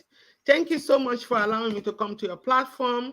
Condolences to the family and all those who have lost their life this year and the past years. Thank you, Mr. Let's pass it to Gas them up. Gas them up. Go ahead, Gas them up. Yeah, can you guys hear me? Yes. Okay, so effectively, I just wanted to raise a couple points. Let me just read them off. I wrote them down. Everybody's saying some real powerful stuff. First thing I'm gonna say is, as a so-called East Coast New York dude, if you're on the panel, no disrespect to the people on the West Coast, stay away from Cali. These Cali dudes move different. They don't like us on the East Coast. They don't like themselves, obviously. This is how they get down. You know what I'm saying? You can't invite me to go to no Hollywood thing. Y'all can keep Cali. Y'all can keep LA. No disrespect to y'all, beautiful people. I will watch you guys on MTV and watch you guys on the TV. But y'all can keep what y'all got over there because sun's in the water that you guys are just killing each other and killing anybody who come out town. You know what I'm saying? So y'all can keep Cali, but that's on a whole nother level. Yesterday I was on the platform and I said that there is no black community, hence there is no black culture. And I wasn't saying it as a tether or a booty scratcher or talking down. Yeah, we know Africa has problems, so please, no reactionary, defensive responses. I wasn't saying it from that perspective. I was saying it to ultimately, and I'm going to say these points and then make my final conclusion. Who get killed over waffles in Africa? There are no waffles in Africa. Okay, we are eating fufu, but no. The thing that I wanted to point out is that the fact that people will still say sports and entertainment is culture. Hip hop, right? This thing we call hip hop. I'm from Isoko. I'm Isoko, but I grew up in the Bronx. Now, if you grew up in the Bronx, you know anything about what caused the gang wars that were occurring in the Bronx. It wasn't to the level of Cali, but there was a gang truce where a gentleman by the name of Black Benji died. There was a gang called is it the Ghetto Brothers? Yes, the Ghetto Brothers. And he was murdered. Black Benji was murdered. There was a peace treaty and he got murdered. And all the gangs came together in one of the gyms in the Bronx and they had a peace treaty and may he rest in peace, Black Benji. So that peace treaty in many effects was able to create the environment for these block parties that Kool Herc, Bambaataa, and Flash and all these guys all throughout the Bronx. This Mario and all these guys were having parties. It was that peace treaty that allowed peace that you could have those parties, because prior to that, for example, Bronx River, if you were from Hoe Avenue, you wouldn't cross that bridge to go party over in Bronx River. So that young man, passed away, and that peace treaty allowed hip hop to thrive. And so it's interesting how hip hop is birthed after the decline of gang violence in New York City, right? Only for the minute hip hop becomes industrialized, when you take it and you try to package it and sell it, and the largest consumers of hip hop music have been categorically and historically white consumers. The minute they packaged it and industrialized it, instantly they take it over to the West Coast. Again, shout out to the West Coast. But look at what happens on the West Coast. Nobody wants to admit it. And the reason why is because we're all enthralled with this capitalist garbage. Because they're all billionaires now. You can't talk about Dr. Dre and Ice Cube. But this guy, who's a member of the Hebrew Jewish community, Jerry Heller, signs Eazy-E and these guys from NWA. And I don't care what anybody says, they weren't real street dudes. Maybe Eazy-E was a part of a gang, maybe, I don't know. But these guys didn't have rap sheets. They weren't real street dudes, but they come out and they're programmed and they're paid to create this thing called NWA, N-words with attitude. And they project this nonsense. And Dr. Dre says it on the record. There's no more black medallions, no black fist. It's just that gangster-ish. That's ushering in the end of conscious black music or conscious so-called rap music. And it starts from the West Coast, which, again, you can't say nothing bad about it because they're going to get angry. But y'all got to take accountability, right, that y'all ushered in this nonsense. So I'm saying that to say, when I said yesterday that there's no control of the community, hence no culture, most people today, FBA or whatever, indigenous, whatever you want to call it, would say, Dr. Dre's culture, they want to copy us. Snoop Dogg is copied in Africa. Snoop Dogg is copied in Jamaica. But again, you can see that these people are produced in a studio. They're produced by a record label that's owned by people that don't look like you and I or anybody on this panel. So if you keep on saying that your culture is capitalist consumption, you don't have a culture. You don't have a community. And I'm not saying it again defensively because Africa has its problems. We're all booty scratching tethers. Sure, you can say that. No beef, right? I'm going to now end with this.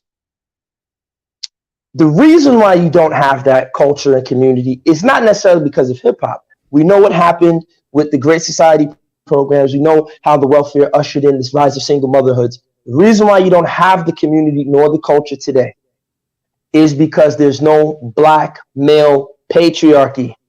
The black man is not in his house. He's not in his children's life, largely because the relationships are dysfunctional. Black women are not humble to black men for the most part in America, because I say it all the time. I remember as a kid of immigrant parents, and I would watch The Fresh Prince or Family Matters, and the wife would get angry and tell the husband to sleep on the couch. And all my African American friends could relate to that. But as an African kid, I was like, what are you talking about? My father would burn the couch down. There'd be no house. What do you mean the husband sleeps on the couch? I couldn't fathom that as an African kid. But in America, that's what a man does. You sleep on the couch and your wife gets angry. So until black men can get patriarchy and control of their house and control of their children, you're going to have these young black boys who are seduced and told, man, get your bag. It's all about the money and this nonsense, being led astray by, moron. I think I'm Big Meech, Larry Hoover. Like I say all the time, I'm sure in the 1600s or 1700s, some Nigerian was saying, I think I'm Nana Shakiri, selling slaves, making cowries or some garbage like that. We got to stop falling for this okie doke. And black male patriarchy has to become the priority so black men can have control of their communities and their households. That's all I have to say. Dynast, I want to say something before I get off. Yeah, no problem. Guys, do me a favor. Hit the like button again. Please hit the like button. We're going to take a quick 20-second commercial break. Information, just 20 seconds commercial information, man. Did the information man leave? No, he's right there. Okay. No, I'm still here, brother. I just want to say a few things and I'm going to drop off. Guys, make sure you go and buy the documentary. Make sure you go visit searchforuhuru.com. Again, searchforuhuru.com and buy the documentary. And shout out to everyone. Oh, I got to get that. Who has bought the documentary so far. Again, go to searchforuhuru.com. Put the links in the chat room, and link is right there on the screen. Go to searchforuhuru.com, searchforuhuru.com, and buy the documentary. Guys, it is streamed online. So when you buy it, you set up a username and password, and then you can access it anywhere you go on any device for life. Sit around, watch it with your family, all that good stuff. So again, please go to searchforuhuru.com and buy the documentary In Search of Uhuru. All right, go ahead. Information. It's my turn. I just wanted to say excellent statements that everybody has made. Dynast, you're from California like myself. And we know South Side. Okay. Yeah, I grew up in the Fillmore, Hunters Point, Devil Rock, all those areas. I knew people all the different areas in Northern Cal. I just want to say that what the brother was saying that was on earlier, you don't need you to tell me about how rap music evolved in California, because originally, before it became gangster rap out here, you had people like Parrish, you had black people out here that were rapping on a positive level and all this, even before Tupac started doing his gangster rap. When you go back and you look at what he did with Digital Underground, they weren't rapping like that. So a lot of things changed because once economics became a part of it, they can make money off of it. They could package it. It doesn't give excuses for black people to engage in that type of music genre, but it is something that was put out there, unfortunately. I'm going to say again that we got to be more accountable as black men, as a people, and let's not sleep on the fact that you do have black, because a lot of times when we talk about the black community, we'll use the socially poor economic black communities or black people that are doing the wrong things as if they represent all black people within black communities, when we know that there's upper middle class black communities, poor black communities, rich black communities, all different black communities all across the country. But so you don't have control over that image. I would like to finish what I'm saying without being filibustered. So stop filibustering me. Stop filibustering me. And I'm going to say it again. Do not filibuster me. Because everything you're about to say, I already know, dude. I've been around for a minute. All I'm saying is there's different types of black communities based on economics.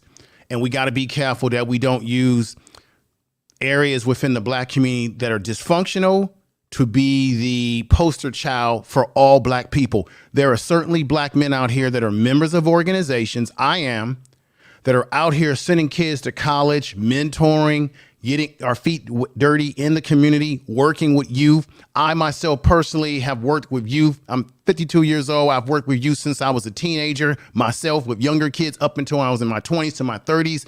And I've had kids that I've run into that are grown adults now who said, thank you for the things that you did. And they're doing the same work themselves. So there are black men out here who are responsible fathers, who are taking care of business. Let's not discount that and let the degenerates be the poster child for all of us. Could we do more? Yes. So for anybody, and I'm just going to say this in blank statement.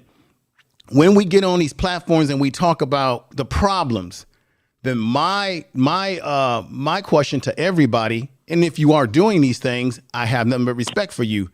When we talk about these things, we need to look at ourselves in the mirror and ask ourselves, what are we doing within our family structure to raise our kids properly, to be ready to deal with this world? And what are we doing to find those diamonds in the rough of children out there who are not going to behave in this type of way? I know I have done that.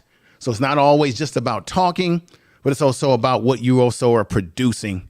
And there are black men out here that are producing in excellence, but we just don't talk about the excellence. And sometimes black people don't want to gravitate towards that excellence. I can do a video, as I've done on my channel, about education and educational things that can help black people. And those kind of videos don't get those many views. You don't get that many people that come over, which speaks to where some of our people are. So Dynast, thank you. That's all I wanted to say. No disrespect to anybody on the panel. Hey, real quick information, man, show. So Sim Police Academy brings up a great point. But I think the problem with the black community is our degenerates get the most shine, as they say, and the most attention. Would you agree?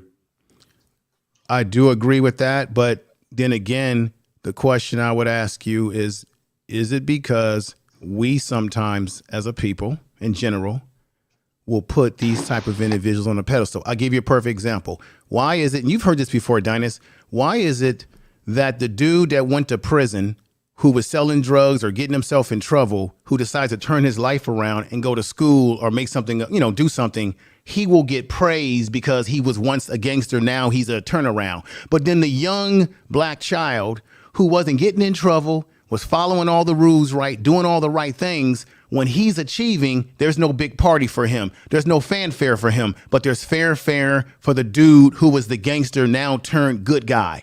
That's some of the mentality that some of our people, not all, but some of our people gravitate towards. We get excited by the dude that used to be a gangster. Now he's a legitimate businessman.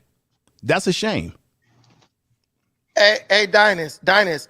The reason why it's like that is because in our community, we've been taught that giving charity to the less.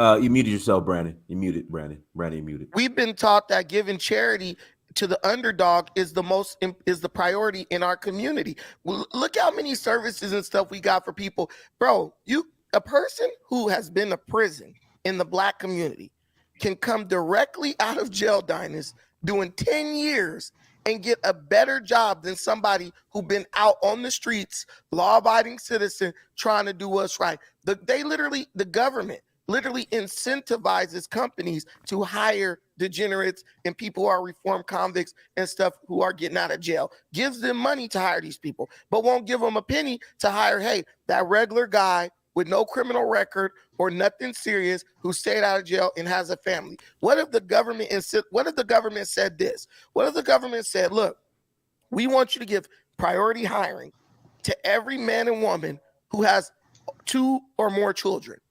That will fix the black community overnight. Because if you got 2 or more children and you get priority to get the more higher paying job, guess what? You have a better ability to take care of your family.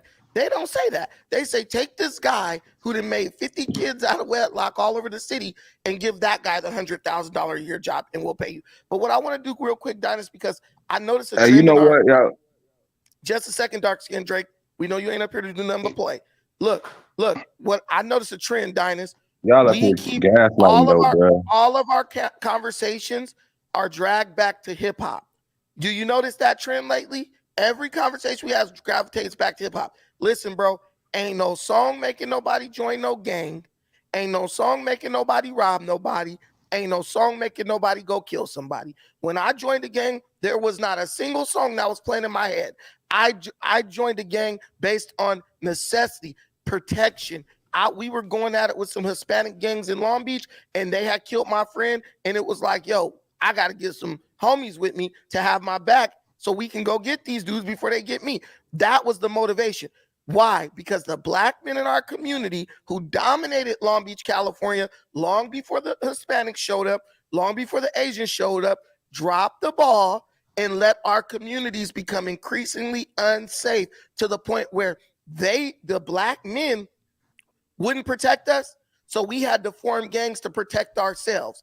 And gangs were formed because black men went and recruited other young black men to go do violence for one reason or another. Tukey Williams, Raymond Washington, all of them. You cannot identify a single reason why these dudes recruited black men, gave them guns, and went in to kill other black men. They weren't even drug dealers. So don't blame it on the drugs. Don't blame it on any of that stuff. You guys do not know what you're talking about. We developed a taste for violence in our community. Why did we develop a taste for violence? Because that was something that was perpetuated by the way that we responded to certain economic developments. We didn't have money, so we started robbing, right? Mm-hmm. It wasn't about, and it wasn't even, poverty. It wasn't even about that. It was just about somebody wanting to get quick money over slow money and found an easy way to do it. And where were their fathers? These gang members you talk about, where were their fathers at? Most of these dudes had dads in the home. That's what y'all don't understand. A lot of these dudes who started the gangs and stuff, they had fathers in the home. Y'all really be in here gaslighting too, though, bro. Listen, Can I just say something? And I'm through. I want to say something. Williams, y'all really be gaslighting. Y'all do not know who killed that man. Hold on, bro. You're on a different thing. Listen, Tukey Williams, Raymond Washington, all them dudes. Show me where they didn't have fathers in the home. Show me. Well, you're right, Brandon, because they migrated, most of them from the South or from the Midwest. Right. It came to LA and their families were intact. Right, but Master Cody didn't have a father. Dinah, this is how it really got started. What happened is when, like you said, when black people migrated from the South to the West Coast to LA, you had in those neighborhoods like Crenshaw, all those neighborhoods were Europeans that were living in those neighborhoods, other immigrants. So when black people moved in those neighborhoods and went to those schools, they were being picked on by the white gangs. You had white gangs in that part of LA, right? South Central LA. It was white gangs. They start picking with black men. The black youngsters. Then the black youngsters came together and said, we got to protect ourselves, just like what Brandon was saying, out of necessity of survival and protection. The first gang was called the Celestines. That was what happened first. That's the old school black men that he's talking about who dropped the ball eventually. It was the Celestines first fighting against the white gangs. Then it eventually formed into what we call the Crips, which really the Crips got formed because they were really trying to be like the Black Panther Party, or that was what they were trying to emulate at one time. These gang structures started off as they were trying to be the Avenues, not the Black Panthers. That's a lie. They were starting off as positive. They were trying to be like Craig Munson in the Avenues. Why y'all lying? All you gotta do is watch the gang. All you gotta do is watch the party of the Bastards to the Party. I seen that movie, The Bastards of the Party. No, man, Craig Munson in the Avenues was who they were trying to be like. Brandon, say the truth, Brandon. You know that. They were trying to be like Craig Munson. They weren't trying to be like the Panthers, man. Not completely like the Panthers, but they were inspired. They were inspired by some of the things the Panthers did. Man, when you got to prison in the 60s and the 70s, the Crips were in the 70s and the 80s. The Crips were at war with the Panthers and the BG. Right. But that's not. But what I'm saying is, Brandon, is that no. I'm not saying that they didn't have a war. I'm saying in the beginning, before the violence and all the chaos started happening. But that's a lie. Can I finish what I'm saying? But that's a lie. Before the chaos happened, before things went bad. That wasn't their original intent to be terrorizing their own community. It was more to protect themselves against white people trying to harm black people. But that's not true. That's all I'm saying, Brandon. That's all I'm saying. Mr. Gas, whatever the hell your name is, will you shut the hell up? I'm talking to Brandon. Shut the hell up, man. Shut the hell up. I'm agreeing with you, Brandon. I'm just saying that. That's all I'm saying, brother. Listen. Brandon, what were the avenues, man? And Craig Munson. Listen to Brandon. Let's hear what Brandon has to say. Hold on, Gas. Yes, the Crips were Raymond them was trying to imitate Craig Munson them in the avenues. And Craig Munson them was more positive because them dudes was just into like bodybuilding and stuff like that. But they would do crime, every now and then to supplement their income because they didn't have jobs. So all this stuff was due to it wasn't because they couldn't get a job. They didn't want to do a job. They wanted to party, have fun. Listen, my grandma will tell me about you messing up the thing. I think you're doing something, Solomon. But so my grandma would even talk about this. Let me tell all of you guys and this is going to take 10 seconds. Where did all this shit come from? Summer of Love, 1960s hippie culture. A lot of black people got hooked on drugs during that time. Acid, LSD, later on what would be cocaine, crack, all that stuff. White folks during their hippie phase got a lot of black people hooked on drugs. Those black people, after they realized white folks were still racist, these people then went into Vietnam and they returned to their communities with drug addiction. They begin to perpetuate crime in their communities. And a lot of these people join gangs because just like the quote unquote conscious community, gangs and everything else become safe havens for people who have addiction and perpetuate degenerate activity because those are historically accepting subcultures where we just kind of bring anybody in, no questions asked. That's always going to perpetuate degeneracy. Right now, Dennis, I want to go after Dark Skin Drake real quick. After Dark Skin Drake, I want to say something. Right now in gangs, you have dudes who are legitimately messed up in the mind, getting an SSI check every month, paranoid, schizophrenic, calling shots, sending young people out to kill people and stuff. That's true. You think that didn't happen back in the day? So there was a lot of causes. You're right. We'll never know what happened because there's no data on that stuff. Bro, these dudes were in prison and stuff. So you don't know if Tookie Williams was a paranoid schizophrenic who heard voices just telling him to go out and kill people and never stuff never diagnosed, undiagnosed. You're absolutely right. I see it all the time. You're right. Everything about the 60s, the 70s, you're right, Brandon. And then I'm gone. I just want to know, y'all talking all this stuff and all this, but nobody's never even talking about the facts of the case. It could just be gone. Y'all want to bring up the case, but not even talk about none of the facts. Y'all didn't say that this man was on Instagram wearing all kind of jewelry, his girl posting where he at. A lot of that got to do with it. And the fact that black people are attacking black people, that's only because Mexicans attack Mexicans.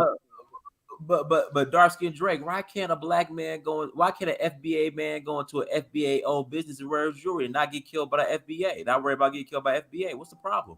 Dark skin Drake. I didn't ever say that. I mean, that go anywhere, bro. You act like, see, now that's what I'm trying to say. You are what you call that, gaslighting. You be gaslighting black people. You got a lot of self-hate about it. I thought FBA was the backbone of society. Hey, can I give some breaking? They still is. But yo, wait, hold on. I want to say something after that, man. You got a lot of hatred towards your people, though, bro. But Brandon, hold on. Let me just say something after Dark Skin Drake. Dark Skin Drake. Go ahead, Brandon. Wait, let me give some breaking news. So my friend right now from Main Street Mafia, right where that stuff happened, he said, bro, she set him up. Everybody knows. Just text me right now. My bro, right now, because I'll be over there all the time.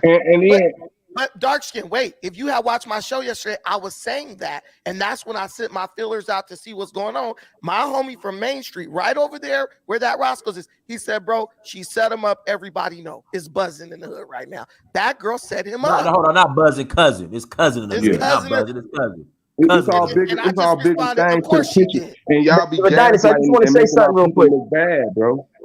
Everybody robbed everybody. Kim Kardashian got robbed and she went to France. Y'all don't talk about that. Yeah, like, come on, bro. Y'all be making it seem like black people are the most criminal-minded, masterminded people. We are. What you? I just said about accountability. He just said that girl set him up. So the accountability is with that chick that set him up, bro. Be real. Stop sitting. Stop sitting on here. FBA, DOA, African booty scratching. Nobody care nothing about all that African booty scratching stuff you talking about, bro. Not with a dude that killed. Because at the end of the day, you just trying to gaslight people, bro. You trying to get people against people, bro. Dark Skin Drake, you need to calm down, bro. So the guy who pulled the trigger on him, because what I'm telling you guys is, girls do this all the time. They probably told her, hit us up, we gonna rob him, we not gonna kill him or hurt him. She probably thought they was just gonna rob him and humble him. Women do that all the time, try to humble their man, especially because they had just broken up, and then and she was out there being a thought or being whatever with other dudes. This is public information, and they had just gotten back together. Once you show a woman, once you make a woman feel like she can't depend on you for stability and for her protection as far as resources and stuff, she will then begin to seek out her own protection. She'll seek out her own way of creating stability. And if that means get in with these other guys. So that's the Mars and Venus situation. That's a man and woman situation. No, it's not. It's just that's a man and woman situation. No, you bro, think white women don't set up their man? Hold on, can I just say this real quick? Say, and then I got to pass to Chris. He's been waiting. So you got a minute, Gaston. I got to pass to Chris. Okay, because your man, information man, says some really funny stuff. And here's the thing: it's two things I just want to quickly point out. First, what's happening in the Black community is, again, they are creating mind control things to deceive Black people. In New York City in the 1990s, I believe 93 was the height. Don't quote me on the exact year. It was one of the 90s years where the height of murders, where New York City was the murder capital of the United States. And it was all over the New York Times, the NY Post. Oh my God, the murders. And I believe it was 2,000 plus murders, right? But here's the funny part. Anybody who's taken a statistics class will tell you, if it's 2,000, let's say 2,500 murders, at that time, the population in New York City was 7.5 million. So if you do 2,500 and you look at it as a percentage of the 7.5 million New Yorkers that are in existence, it's not even up to 0.00001% of the population that's being killed. The people who are being murdered are in specific neighborhoods, from specific projects and specific communities. But what's happened is that the whole community is painted as a broad brush, and all over the media, everybody's ingesting and digesting this information that, oh my God, it's the murder rate. New York, if you walk through, they're going to just shoot you. And a lot of that is just hype. And it justifies. Hold on, sir, don't cut me off. I want to. Can I finish? Can I finish? What are you talking about? Can I finish? I want to tell you what you said that was funny. Too. I wanted. My name ain't in your mouth. You're not that. Well, don't say my name at all, brother. Don't say anything about I said something funny if you can't clarify what I said that was funny. You understand what I'm saying to you right now? If you can't clarify what you said that's funny, can you let me say what you said that was funny? You watch. Can you let me say what you said that was funny? You put my name in your mouth. Can you let me? Well, I made some statements. All right, about you're the a gangster. gang You beat me structure up. in LA. I know you're a killer. You're a thug. What else did I say that was funny? What else did I say that was funny? Can I tell you? Can I tell you? Go ahead and tell me. Get the marbles out your mouth. Go ahead. No, yeah, gangster, you're the toughest guy in the world. Yeah, I am tough. Gangster, I know. My fault. I want no trouble. I am tough. I want no trouble. Listen, I am tough. I know you don't want no trouble. I know Watch you your are. mouth. Watch your mouth. I don't. You're a gangster. I know. You're a gangster. No, I don't need to be gangster. I'm just letting you know that. Watch your mouth. You don't know who you're talking to. Yo, dude, are you gonna let me tell you what you said? Yeah, I don't. You're the toughest guy in the world. Was it about the game? Was it about the game? Or what else was it? What else was it? Was it the gang situation? Because I understand that. I made a couple of statements there, and then I took some things back. But I said that they started off again. I'm going to tell you what you said that was funny to me because you were throwing. I didn't say that you said anything wrong. I said you was funny because you were throwing subliminal shots at me as I perceived it. Let me tell you what you said. Okay, you can go what ahead. You said was because you said you shot subliminal statements too. But go ahead. Go ahead. Got your tongue What down?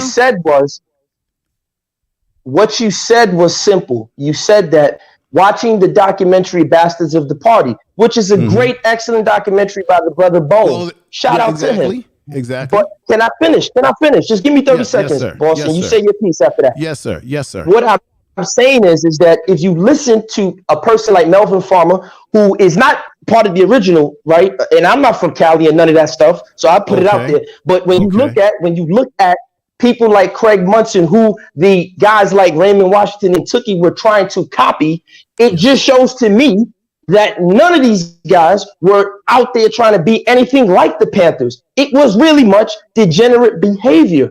And we have this myth where we keep on saying, oh, no, they were really trying to protect the community. No, they was protecting themselves. You do see examples where they have helped the community, but a lot of times they're really self-interested and they're self-serving.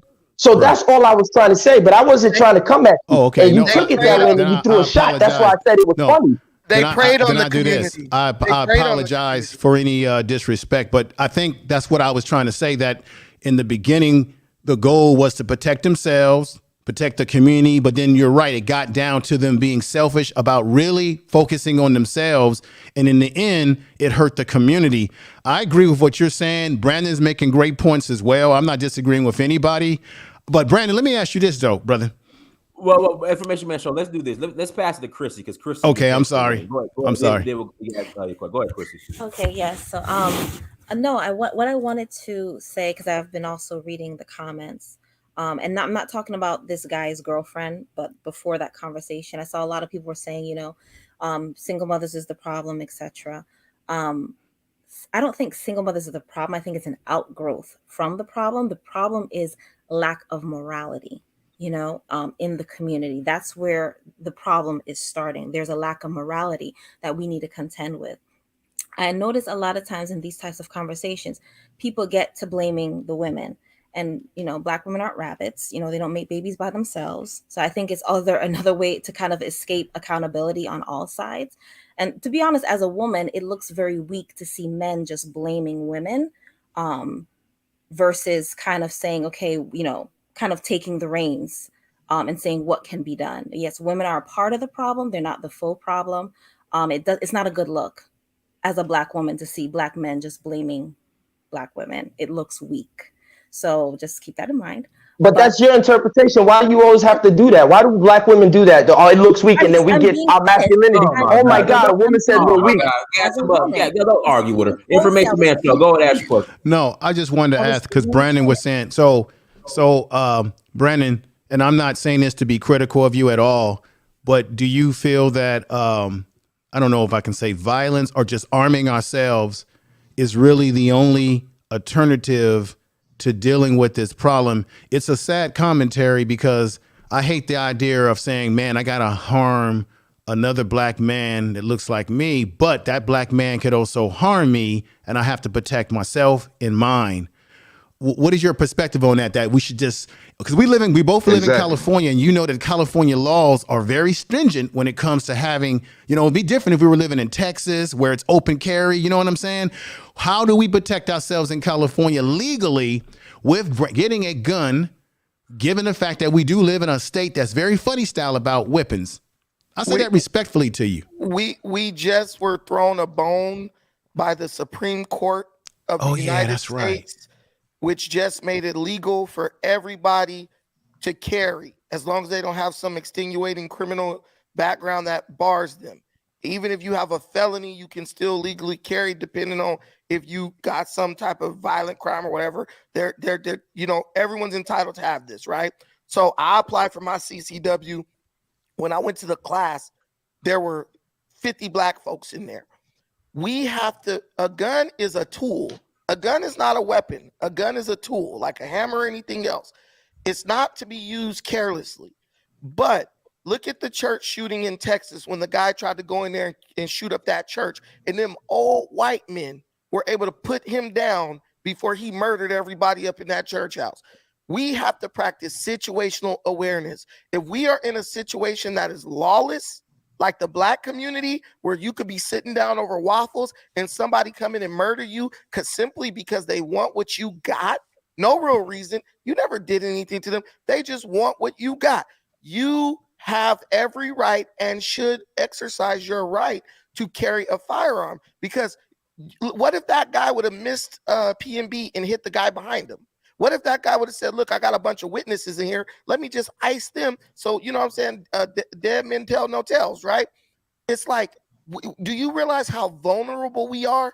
And that's what Black people should be looking to beyond just the fact that a rapper got killed. Mm-hmm. Look how vulnerable we are in our own community. These people can do anything they want. Dynast, could that guy have not just killed up the whole Roscoe's if he wanted to? If you wanted to, yeah. Yeah, we had no means of protecting ourselves, and Black people. But it was a status. It was a status thing, though. Wait a minute. Listen. The more we support soft on crime policies, that means law enforcement or personal safety becomes more of the responsibility of the person. If you guys want to do cashless bail and let people kill people out with just a warning or just a citation, you then put the responsibility on the citizen to protect themselves. You would be a damn fool to sit up and watch TV every day, see these people talk about social justice and equity in law enforcement, see the situation in New York, right, where the guy robbed somebody at gunpoint, fought the police, and did all that in the span of 6 days because he kept getting let out on his own recognizance because of cashless bail policies, and not say, you know what, I can no longer depend on the government. And Black people, let me just say this last thing that we're doing, which makes no sense. One, we are we are a group of people who has historically always depended on the government to fix our problems. But then we've always said we wanted the governments to stay out of our business and stop keeping its eye on us specifically. The more the government loosens the reins on you, the more you are now personally responsible for your safety. So make a choice. You're going to be food, or you're going to protect yourself, or you're going to sit up and think the government's going to protect you until they're not. Because guys, all of us know this. Back in the day, you call 911, they show up to your house in like 30 seconds. Now call 911 25, 30 minutes before they get there. You can, Brandon, this is my last question. I'm going to drop off the panel. Given the fact that this is the world that we live in some of these communities in America, and I know that we should be able to go wherever we want, wear whatever we want without being picked with by anybody, but that's not really the reality for some black people when they're living in these kind of communities. So I would say to you, Brandon, and everybody on the panel, do you think that it is in the best interest of any black person, or anybody for that matter, to be draped in heavy jewelry, rings, any of this stuff, going into a establishment like Roscoe's and having a meal with that? And I'm not trying to make excuses here, so don't take it that way, please. Hey, man, so not to cut you off, brother. I'm so sorry. It's just, and I said this earlier. Why can't black men? We talk about how we're the mothers and fathers of civilization. We built the pyramids. Mansa Musa was draped in gold and was the richest man on the planet. Why can't black men travel all four corners of this earth with whatever the fuck he wants to wear, whatever fucking car he wants to drive, and not have to worry about another black man killing him or stealing from him? We should not, but we should not. We should not, Dynast, and that's what I guess that's what I'm getting to. We should not, but that is not the. And I hate to say this. It's not our reality. So what should we do, Dynast? What should we do, Brandon? Black male patriarchy. Okay, so look, I understand where information man is coming from, and let me tell you something. I talk to people all the time about situational awareness, and based on the current situation that we're dealing with in our communities and a mature analysis of it, no, it would not be advantageous or safe or advisable for a black man to walk around in our community anywhere in America draped in $600,000 worth of jewelry. Can we get it to where it's okay, where a black man can find peace at home, where he can go to his community and walk around and not worry about anything like black celebrities used to do back in the day? See, because back in the day, Langston Hughes, Zora Neale Hurston, Sammy Davis Jr., they could walk around Harlem and not worry about getting gunned down for their wealth, right? James Brown would walk to communities in New York. We know that Muhammad Ali, and they didn't get robbed because they were revered, and black people looked at them as someone to aspire to. Can I point out something that you guys are not saying? Can I point out something very quickly? If you look at, and I showed there's some murders that have occurred. You look at dancehall. You look at even, and I hate it, that crackhead music called Afro beats. Wizkid, Dynasty, you know this. Wizkid could walk through Lagos with his chain. Nobody's going to kill him or gun him. He might get robbed, if he walked through a certain neighborhood. They're not going to gun Wizkid down. They're not going to gun David O down. They're not going to gun Popcorn down. I mean, Jamaica's a little bit different, but I'm just saying, like Brandon just said, Zora Neale Hurston, Langston Hughes, Muhammad Ali, these people were walking amongst their community when there was a community, and there was control. There was control, and you have poverty in Africa, and I guarantee you, if Nipsey Hussle had stayed in Eritrea where he was from, a fly wouldn't even land on his head. There's no control in the communities, and you can have no disrespect to you, but I'm not talking about you. I'm just saying, I've been saying this. Black people in America are used to this 501c3 nonsense. That's not community. You can have all the 501c3s you want. If you don't have control, There's somebody in the wait, just one second. There's somebody in LA who knows exactly who killed PNB Rock, and they're black. They won't do an anonymous tip or nothing. Why? Because black people love this stuff. This is like entertainment to us. It's not the music. It's none of those things. It's simply that we have developed an appetite for violence. It's just like the Native Americans before the white man came. They were already killing each other before he came. But then when he came and started whooping off on him, all of a sudden it was, oh, look at this violence he doing to Africans. Before the white man came to Africa, it was already killing each other and going to war and slaving each other up. But then when the white man gets injected or introduced to the situation, oh, it's all his fault. Guys, it's not his fault. We've been doing this shit for centuries, and it's time for it to stop, and we have to fight fire with fire. You need to know, if you walk into an establishment trying to rob somebody, it's a good chance that your stuff gonna get peeled from the back. And that'll stop all this. But you would agree, Brandon, that white people themselves were fighting each other for years in Europe. Yeah. Right. So fighting and killing one another is a human trait, unfortunately. No, I'm just saying that in general. I'm not using that as a crutch or anything like that. Listen. We got to stop bringing the white man up, period. This is our problem. Right. So forget him. And guess what? The white But it's a human trait to be violent though, right? And the white man, no, it's not. The white man could walk we have guns. Wait. The white man could walk through his neighborhood right now, any neighborhood in America that's white, with a $600,000 necklace on by himself without any protection. And I guarantee he will not get robbed or killed. But how often do you see very wealthy white men? We're talking about corporate, rich billionaires. How often do you really see them running around wearing their wealth around their neck and bragging about how many cars they got? It seems like black people, when we get wealthy, we act like we never had nothing, because a lot of times we haven't had anything, and then we act a fool with the cars and the jewelry. Why do we even have to even act like we're peacocks? Shit, feminine behavior. When you don't have men in the household, this is what happens. Black men act like women. Chip in real quick. Who got the beeping going on? Basically, I agree a lot with what Chrissy had to say. I think her contribution was like 100% like on the spot.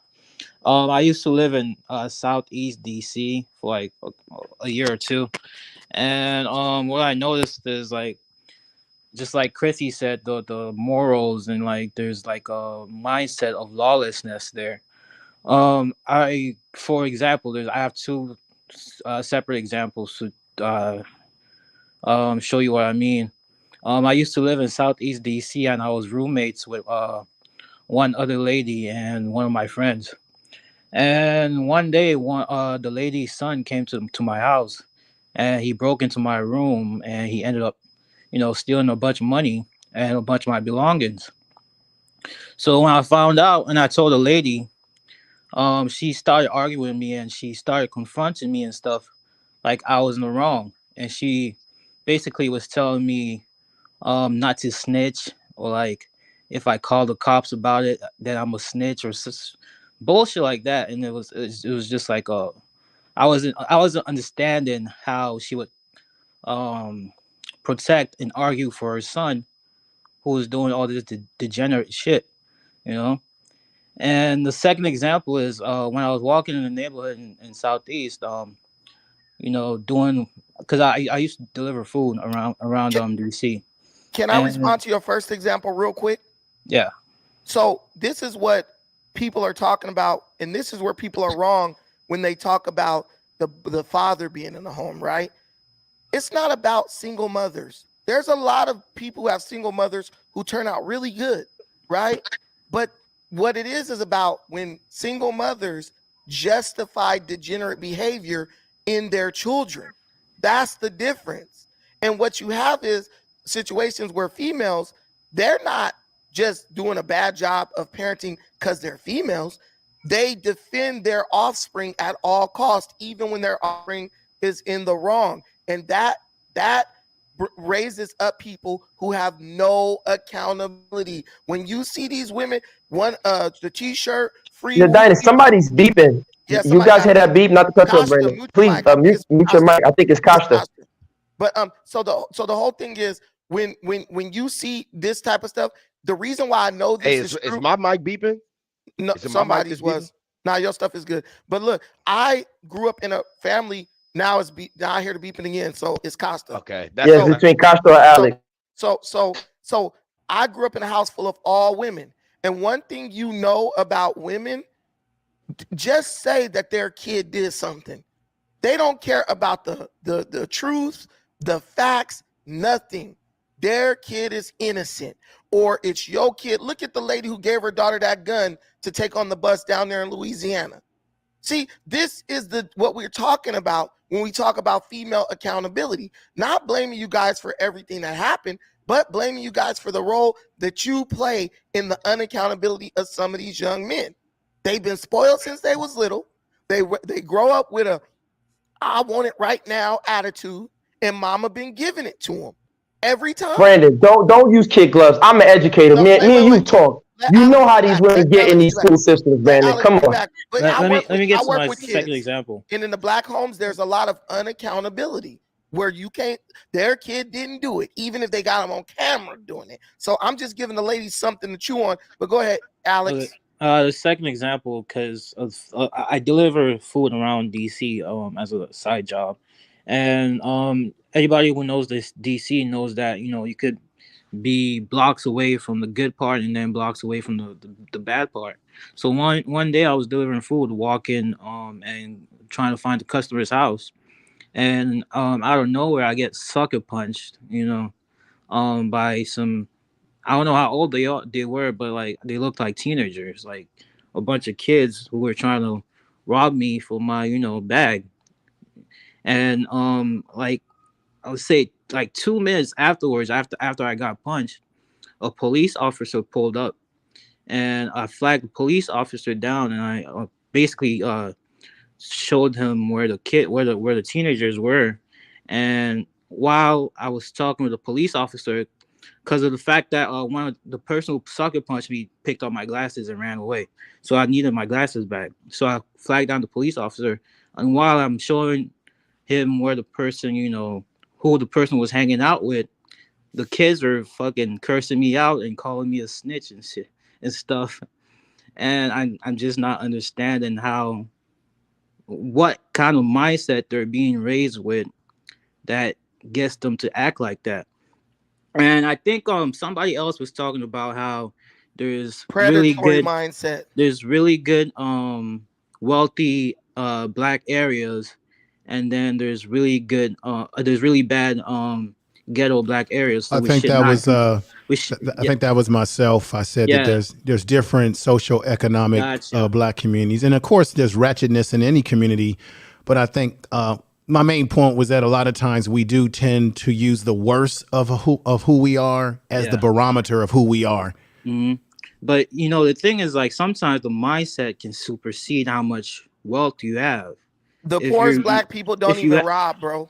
Yeah, if you have the wrong mindset, but you get more money, you're still gonna be doing the wrong things.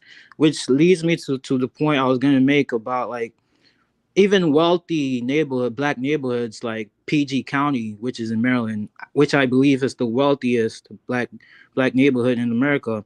There's people who get a little bit of money and move to those neighborhoods who are also black, but still have the degenerate mindset.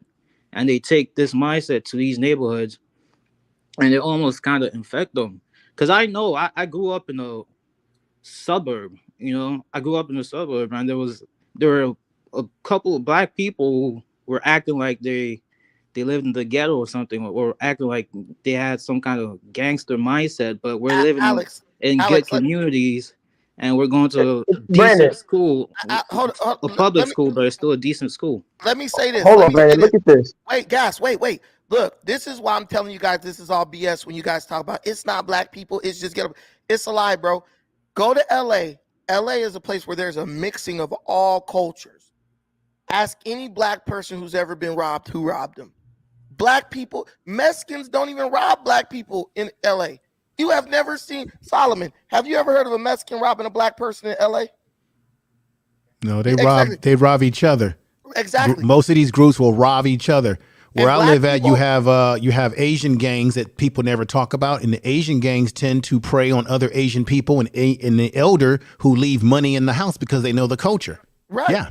And so when you see that amongst these groups, and even if you see these groups robbing, that's a one-off, one time in 2 months, in a year, 3 times. Black people literally in LA, we have a robbery culture. Dudes who get up every day and go rob people. I'm telling you, I was looking through this girl phone. No, actually, this girl used my phone. She literally signed into her Instagram on my phone, but she didn't sign out. So, you know, me being nosy, I'm going scrolling through her conversations. I see in her conversations where she's telling her boyfriend or whoever she's dealing with, oh, baby, this dude, some. I think it's time for us to rob him. Who does that? And that's why, as a New Yorker, I'm not going to Cali. Y'all can keep Cali. No disrespect to Cali. Y'all can have that. We have women who are literally keeping men on standby for when they meet a dude who don't want to trick off on them or pay for them to get hair and stuff, and who basically say, if he won't give it to me, I'm gonna get him robbed. That happens. But Brandon, that's not manly behavior. See, because as a man, you shouldn't be moving based on what a woman tells you to do. Like, I'll give you guys an example of what I mean. There's no black patriarchy. Hold on, Brandon. Wait. Brandon, let me say my piece real quick. Hold on, Brandon. Wait. Let me say this. Brandon, give me a second. Wait. Listen to this. Nah, Brandon, listen to this. Brandon, you got to listen to this. Listen. T.I. has a son and a daughter. The daughter got arrested, I think, for a pistol at the airport. That makes no sense to me. This son just got arrested. The youngest one, I believe, got a tattoo of a Playboy bunny on his neck. What is going on with black men when we don't have control of the family and the community anymore? What's going on? Dynast, look at Prince's comment. Can we get Prince up here? Can we get Prince up here? He said that happened to him. Can we get him up there to tell his story about how the girl set him up to get robbed? Yeah, please get him up here. But I'm saying, when are black men going to start fighting for that control of their community, of their household? That's what it is. You're using T.I. as an example, and T.I.'s family has some dysfunction going on. Hell no, because T.I. ain't got no control. T.I. has zero control over his household. I know, but look at some of the problems that T.I. has had himself in and out of jail, problems with him and his wife. They've got their own issues, which I think plays into some of the dysfunction of their son. There's some issues going on there. You're not picking a black family that really is a good representation. Their kids are on the loop. Which is why I said the morals, the mindset, and the all of that supersedes how much money you have. Look at T.I. situation. Right, but then T.I. Of course it does. Even black wealth doesn't transfer generationally. Let me hear from Chrissy. Hold on. Let me hear from Chrissy. Go ahead, Chrissy. I mean, like, I can't get a word in. Okay, I want to say, sharp elbows. Brandon, I agree with everything that you said. Alex, I have to go shortly. Alex B, I appreciate you supporting me. I didn't fully get a chance to even make my point because Gas Them Up wanted to. Chrissy, you got. Listen, Chrissy, take as much time as you want to. Go ahead. Go ahead. Sharp elbows, Chrissy. I don't even know what that means. Up. Go ahead, Chrissy. All I was trying to say is that we have a morality issue. The point that Brandon said, putting it in context, that yes, there is a part, obviously, that Black women play in the mix. I wasn't talking about the men on the panel. I was talking about the people in the comments just saying, oh, the Black woman. I'm like, wait, hold on a minute. That can't work. You can't say you're the head and then you blaming the shoulders or you blaming the kneecaps for everything. If you the head, you the head. You know what I'm saying? Yes, there's a level of accountability that the shoulders and the kneecaps and you know, Black women play, but it's also Black women do not make these babies by themselves. So the lack of morality is all this fornication on both ends. Everybody's screwing and feeling good and clapping cheeks and bagging men and bagging women and all that kind of stuff. And that produces people, right? Somebody got to raise these people. So that's why I'm saying the point I was trying to make is morality is our issue. We need to find what our moral core is. And if we have to go back and look at what were our grandparents doing differently, what were the values that they had? And sometimes having values doesn't always feel good, right? But we're in a society where people want to do and hear what feels good. They don't want to do things that they're uncomfortable with because it's the right thing to do. We have to get away from feeling good so we can be good. And once we can be good, we won't have these issues. That was the point I was trying to make. I have to go, gentlemen. Good day. Okay. Dynast, man, listen. At the end of the day, Black women are not the sole cause of the problem. What I'm saying is, what Chrissy and the people in the chat were saying, it's not anything being triggered. I was just pointing out. Let's hear from Kay. I've heard Kay, go unmute yourself, Kay. That's Kasha. Kay. Unmute yourself, Kay. That's Costa. Oh, whatever, whoever it is, K. Unmute yourself, K. Hit the button with one. Hit the mute button with one of the big teeth Okay, you well, got. he's not. I guess he's gone. Hold on, let's bring somebody else in here. It's on the men, bro. It's on us. I agree. A freak. Go ahead, a freak. Unmute yourself, a freak. A freak. Wait, we got a freak on the panel. Okay, and then Easy Bands. Go ahead, unmute yourself, Easy Bands. What's poppin', fam? Thanks for having me on. Go ahead. Yeah, so just to respond to what Chrissy was talking about, where people want to start avoiding accountability. The truth of the matter is the stats behind the fact that, single mothers are, a large blame of what's going on today, right?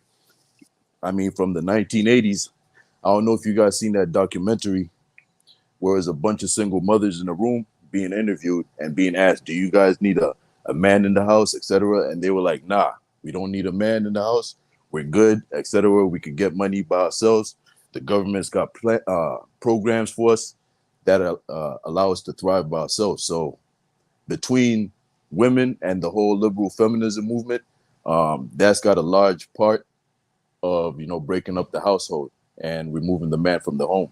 And so, I mean, just naturally, you're going to listen to your father as the man, you feel me? So 15, 16 years old, those are the ages where, a lot of young men are really impressionable and they need a man or a father figure in their life. And a lot of, brothers in the hood or, young men in the hood coming up, they don't have that, right? What they have is the streets. And so, I don't know, man. Honestly, you feel me? We could talk about it, but the stats all say that, yeah, single.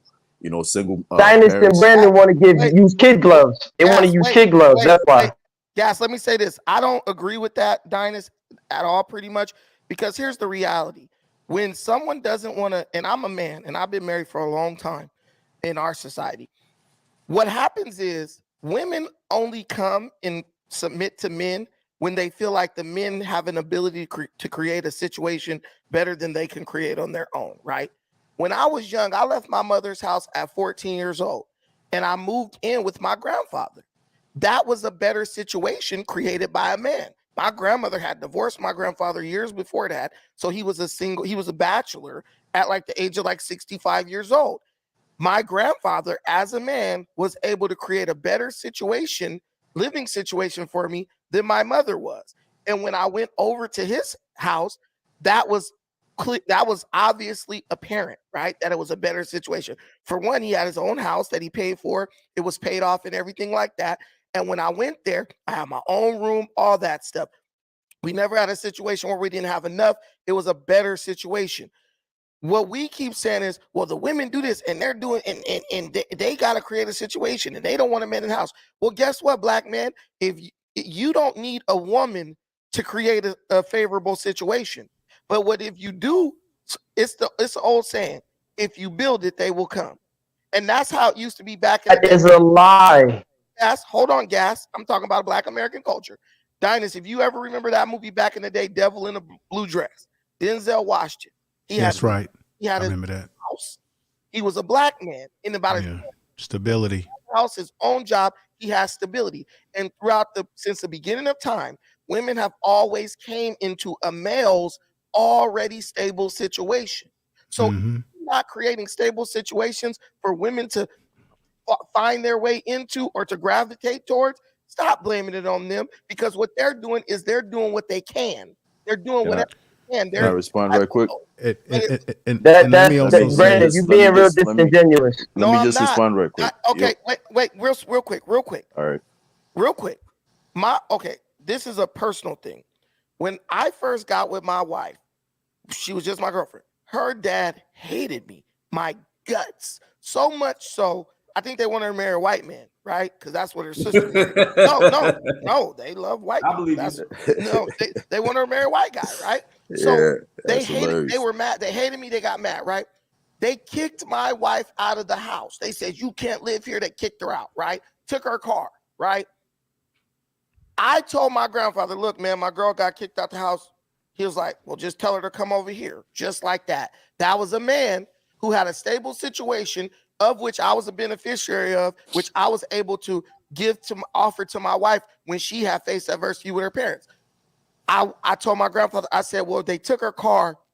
We need to get her a little car or something so she could go to work. So I had about $800 saved up. My grandfather gave me $800. We went and bought her. It was a little Honda Acura Legend, 1992. We bought her Acura Legend, a 1992 Acura Legend. This way back in 2005 or something.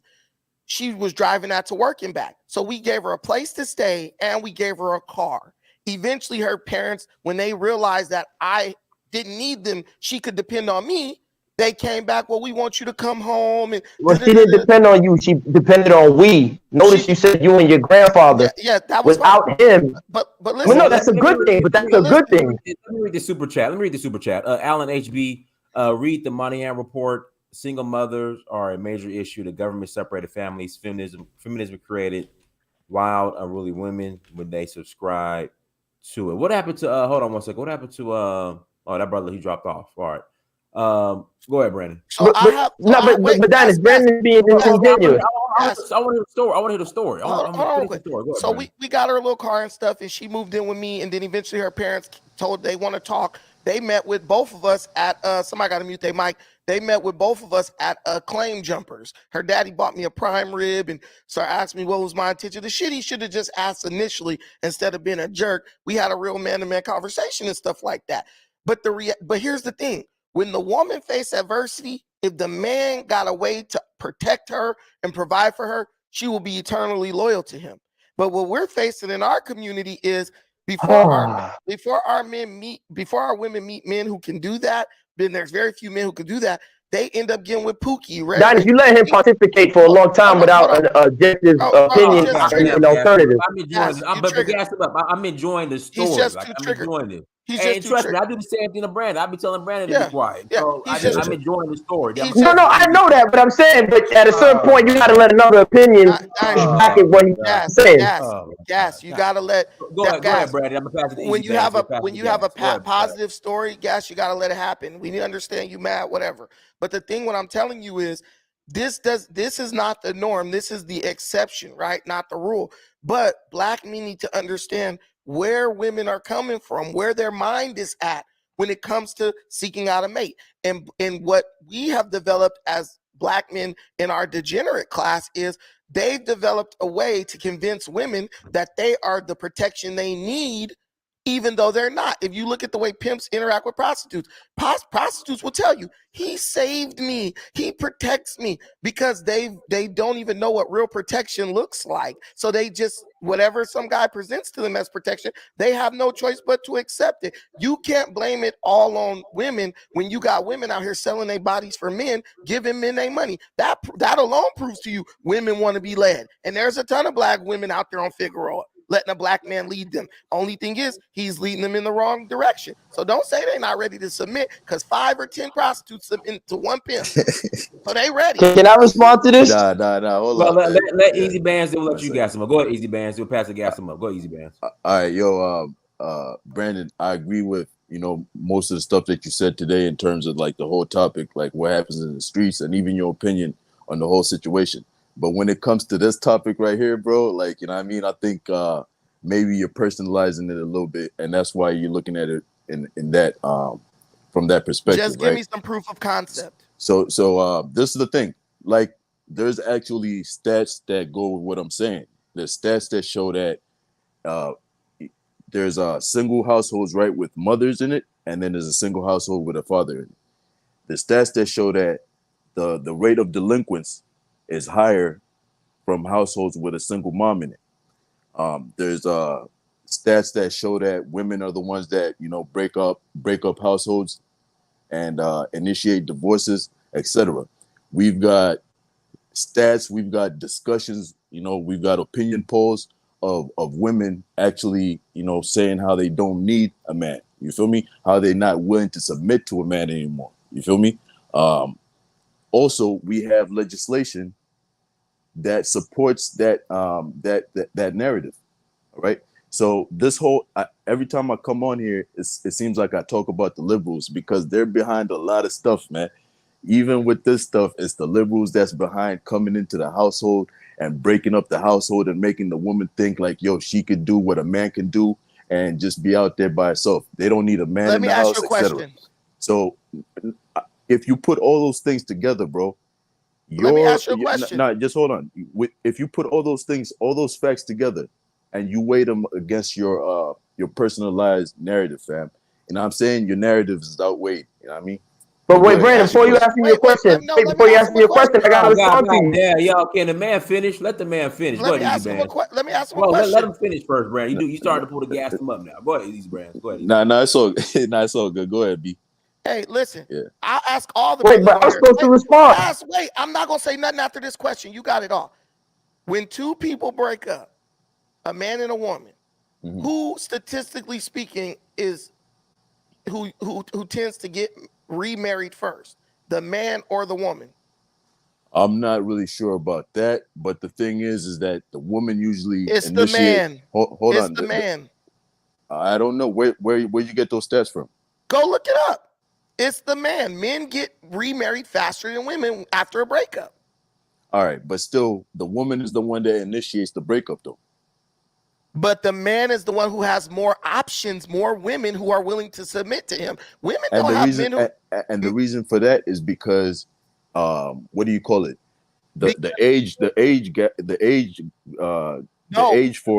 range for women that's attractive to men, right, is from like, what is it, 19 to 25. Meanwhile, for men, you know what I mean, when you're in your 40s, 50s, you're still in your prime. A woman in her 40s or 50s is not in the prime anymore. So maybe getting remarried might be hard for her. Women gravitate towards structure, bro. If a woman see you got something, and they coming for you. And what you're saying just proves that women don't want to be controlled. If say like, yo, the man is the one that gets remarried, that means that it's the woman with the problem, fam. Dynast, have you ever had a girlfriend who, when you was... Ben, I thought you said that was your last question. I'm just asking this real quick. I'm not gonna say that. Every man on here who's ever had a girlfriend, we already know how women act soon as we get with them and they like us, right? You put it down on her one time. She in the kitchen cooking, she cleaning up your stuff and all that. That's a woman showing you that she wants to submit to you. Now, if you ruin that or mess that up, or she ruins it or messes it up, you ruin it, come on, bro. Dynast, am I lying? Hold on. Wait, Brandon, let me tell you why he's being disingenuous. Gas him up. Gas him up. Go ahead, gas him up. Brandon's being disingenuous because what Brandon's doing, right? They have this thing called survivor's remorse. What I call Brandon, what he's doing is called survivor's arrogance. Brandon is speaking French conveniently, right? He's saying we, not include, which he did, and shout out to him, he did include his grandfather in his lovely anecdotal story. And actually, it proves a point. Shout out to Jose Bronze, who Jose has made this argument that black men, in terms of capitalism, we are taught to approach it individually as opposed to approaching capitalism collectively. When you look at other non-European, even European societies, you went on a hunt, and you had the men who were for example, the people who would track the animal. You had the ones who would chase the animal down. You had the ones who would stab the animal. You had the ones who would skin the animal. It was done collectively. And if you think about the secret societies of the world, they're approaching capitalism from a collective perspective. And Brandon was able to benefit from that. But what he did conveniently, he twisted the help and assistance which he needed and got rightfully so from his grandfather, and now said or he's trying to reduce it to his individual effort, which was not the case. Quickly, what's seen today in modern society is this Victorian modality of pair coupling, right? So the Victorians in Victorian England are the model of how we're taught couples should interact. And I'm going to be done in just 30 seconds. But we're taught to follow this Victorian model of alpha males and beta males and all this crap. And no other society in the history does that. How do I know that? Well, if you look at the world today, you go all around the world in poverty-ridden countries where men have literally $1 a day, as they say, right? I'm in Nigeria right now. You got a dude who is across the street from me. This guy basically does handiwork. He packs concrete on his head and does handiwork and all kind of stuff. He has a wife and children. And I'm not saying his wife doesn't give him the usual woman banter, but she respects and responds to him. And he expects that from her culturally. But so does my wife, bro. Well, hold on. Wait, Brandon, don't cut my wisdom. Don't cut my wisdom. I didn't do this to you. Wait. Let me finish because I didn't cut you off. Because what you doing, like I said, you're being disingenuous. Thank you. So now, if you go around the world, hold on, let me finish, man. You can respond to this. If you go around the world, I'm gonna respond. And you see men, thank you. You see men in India, Arabia. You see men in Pakistan, Persian men, Mexican men. We all go to the U.S. You go to any Home Depot, as Kevin Samuels would say, you'll see a Mexican man of little means still get treated with respect, and he will be served and obeyed in his household. So now come up on here and say black men, because they're not fighting the patriarchal power of white supremacy and having their own, because you were afforded the ability with assistance. That's survivor's arrogance. That's all I want to point out to you. Okay, so this is what I'm trying to say. You point at, oh, this guy gets respect. Bro, listen, if I tell my wife to make blueberry muffins at 3 a.m., she will wake up out of her sleep and make my damn blueberry muffins. Me and Dynas talk about, marriage and stuff. Dynas, my wife is submissive as hell, right or wrong. She does whatever I want her to do. Anything I say, my wife's gonna do it. And so why Dynas can't get the same thing you got? Hold on real quick. Dynas is just as accomplished as you. He can't get that from a black American woman. Why? What's going on? Who says I'm not getting the same thing? So was your wife. No, I didn't say you don't get it. I didn't say you don't get it. I said, how come he's not getting it on camera from black American women? Calm down, bro. Let me tell you something that you don't know, because you ain't got a player bone in your body. Dynas is getting everything I'm getting. Dynas just does not have to secure the deal, because Dynas has his choice. Yeah. So Dynas is more of a person like, I don't want to really make a choice, because I could get whatever I want. That's what men who get women deal with. That's what men like me dealt with. I had 4 or 5 women. There you go with that fake arrogance. This is what Tariq Nasheed does. Yes, you just said don't interrupt you, bro. Listen, I'm not lying to you, brother. I'm telling you the true experience. When you are a man who knows how to interact with women, you have your choice, bro. I get marriage proposals to this day. I got women talking about, is your wife cool with polygamy, stuff like that, because women gravitate to structure. When they see a man has his shit together, you got 20 women lined up. When them women in Atlanta, and what makes you think I don't have that, bro? Why are you yelling? Listen. But what makes you think I don't have that, Brandon? No, I already know. No, but what makes you think I don't have that? Yo, why y'all making this personal? Hold on, real quick. Hold on. This is what I'm saying. You see what he likes to do? These personal anecdotals. Hey, listen, bro. I literally respected you and didn't interrupt you. Gas, I already know your problem. We could talk about that on the back end. But what I'm trying to tell you is this. When them women see Dynas got his own house, he got his own business, he going to Africa and stuff, they see security. And that's what women want more than anything, security. And Dynas has some charisma and stuff like that. What I'm trying to tell you is this. Women will gravitate towards you if you have security. But there are certain things about what men do, with the way we operate and behave, that can make women not want to comply with what they're saying. You think Dynas can't call a woman over his house right now and make him a meal? Man, he probably got 5 women who would be biting, chomping at the bit to do that. I know that, because I got family members who are like that. Hey, come over and clean this stuff up. Whoopty whoopty whoop. This is just the way it is. When me and my wife had a little issue years back in 2014, dude, I wasn't like, oh, baby, I'm so sorry. Dude, I was doing my own thing. Like, I literally had chicks showing up, cleaning up my house and everything like that. And my wife was like, I got to respect it because we're separated right now, right? So it's not an issue of women won't submit, bro. More of it is you guys, a lot of men are lazy when it comes to their interpersonal relationships. They feel like, I should just be able to say this and then a woman go do that. That is a part of it. And women will submit to that for a while. Once again, you're being disingenuous. But after, I'll let you, I'm going to shut up. After a while, bro, you have to start putting up or shutting up. And men like me, I have a question put up for Gas continuously. I have a question for Gas them up. You keep putting the onus on women. So how exactly are you gonna force these women to start following the kind of patriarchy you're talking about? Like, so let me respond to that, man. This is the thing. I don't know if you guys are getting what we're saying, but we stating the facts. At least let me speak for myself. I'm stating the facts, right? And the facts are that if you look at a single household with a single mom in there, there's going to be a higher chance that she produces delinquents. All right. All the negative stuff that you hear from society, etc. There's going to be a higher chance that comes from a single household with a mother in there. Those are the facts, man. A lot of these kids that you see gang banging, etc., you know what I'm saying, come from these single households, a lot of times with single moms in there, man. So at the same time, I agree with what Brandon is saying. You got to be a man, and end of the day, that's what attracts, you know, a woman to submit to you. Like, I'm pretty sure most of us on this panel understand that, and we're able to command that to some degree. No, I don't disagree. I don't disagree with it's about you, not the woman. Yeah, you see what? But Brandon, at the same time, Brandon, you guys notice he's doing the Tariq tactics. But at the same time, Brandon, we're at an age right now, fam, where women are different. This is like the first time in history, man. It's never been like this before, where women literally have the power to go out on their own and just thrive and survive by their own. So they have that option now. And easy bands. Let me say this real quick. I'm about to get off. This is the problem with all this stuff, and I'm gonna end it here for me.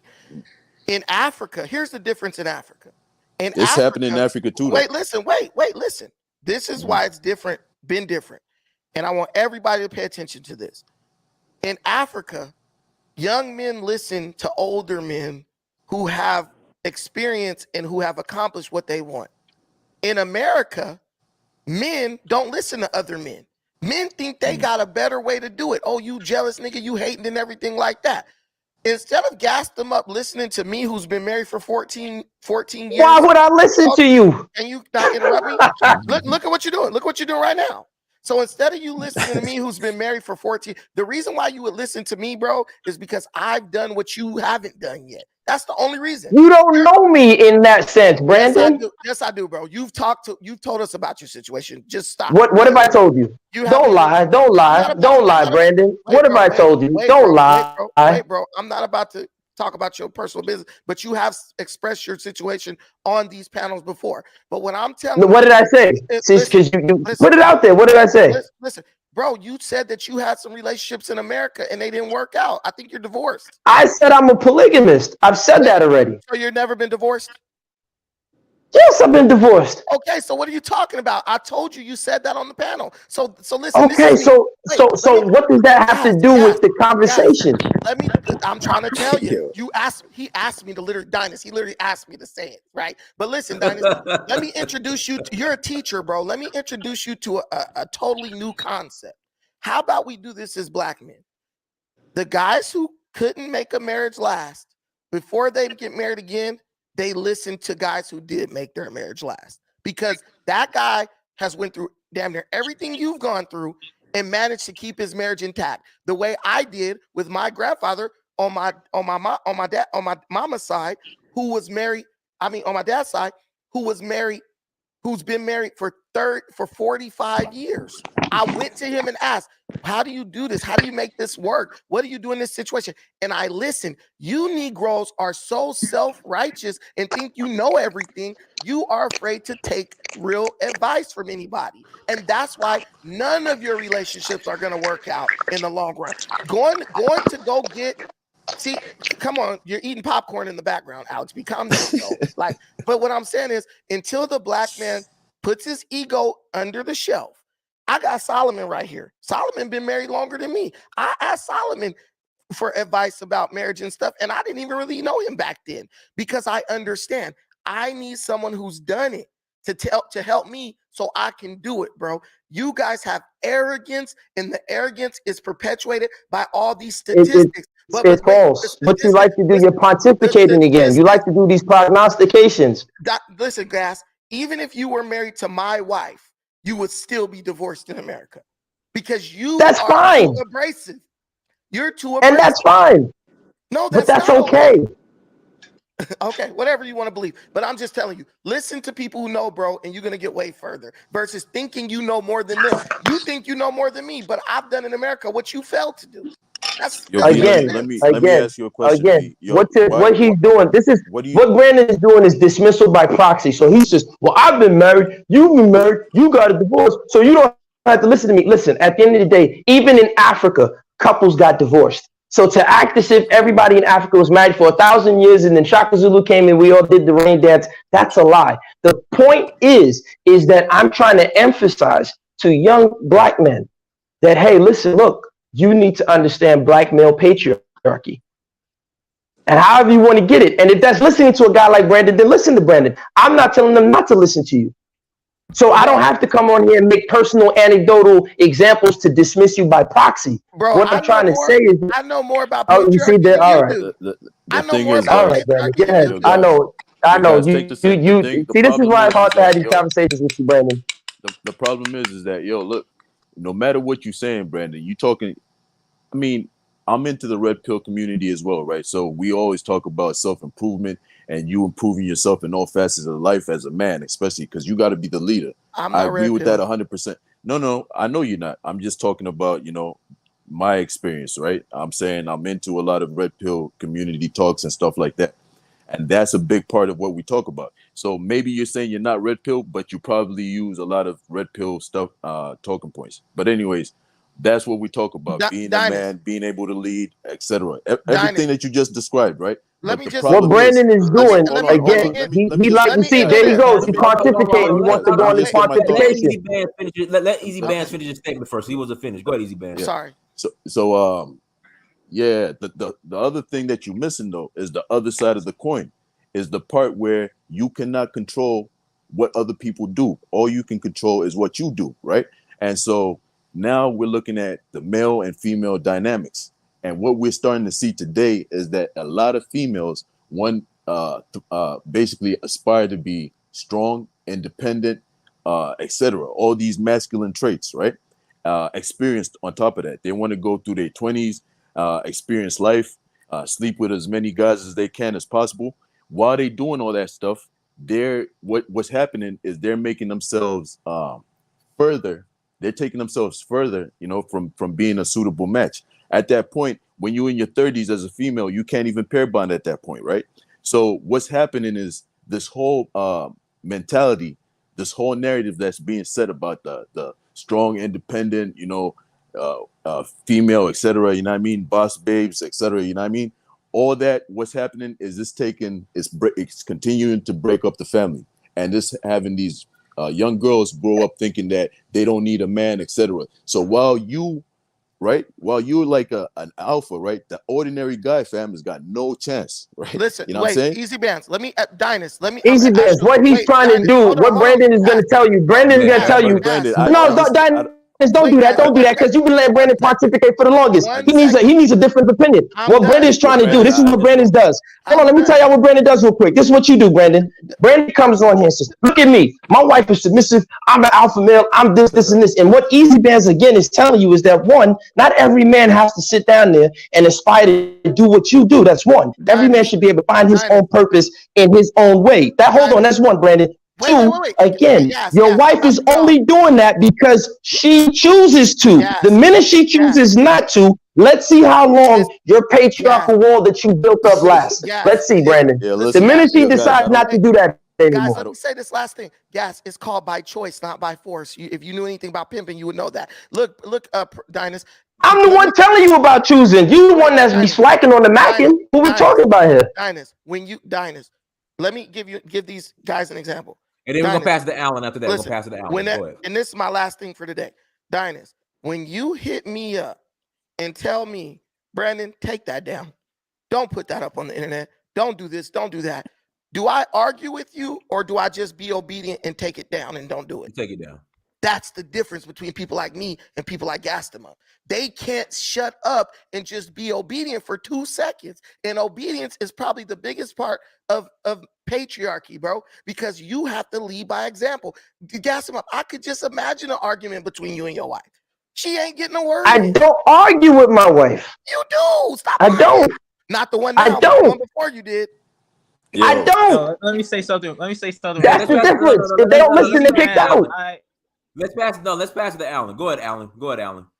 Yeah, the what I wanted to say was that one thing that Brand is missing is that we live in a first of all, he's not taking into account what happened historically. I keep pointing out to the Moynihan report There are people saying that's not what the Moynihan report says, but if you read it, they were surprised by the outcome that as soon as women were given money, that they went ahead with more feminist propaganda. So it was the liberals taking, saying the men that couldn't come into the house, sponsoring them, and then going ahead and feeding them feminism, telling them they don't need a man.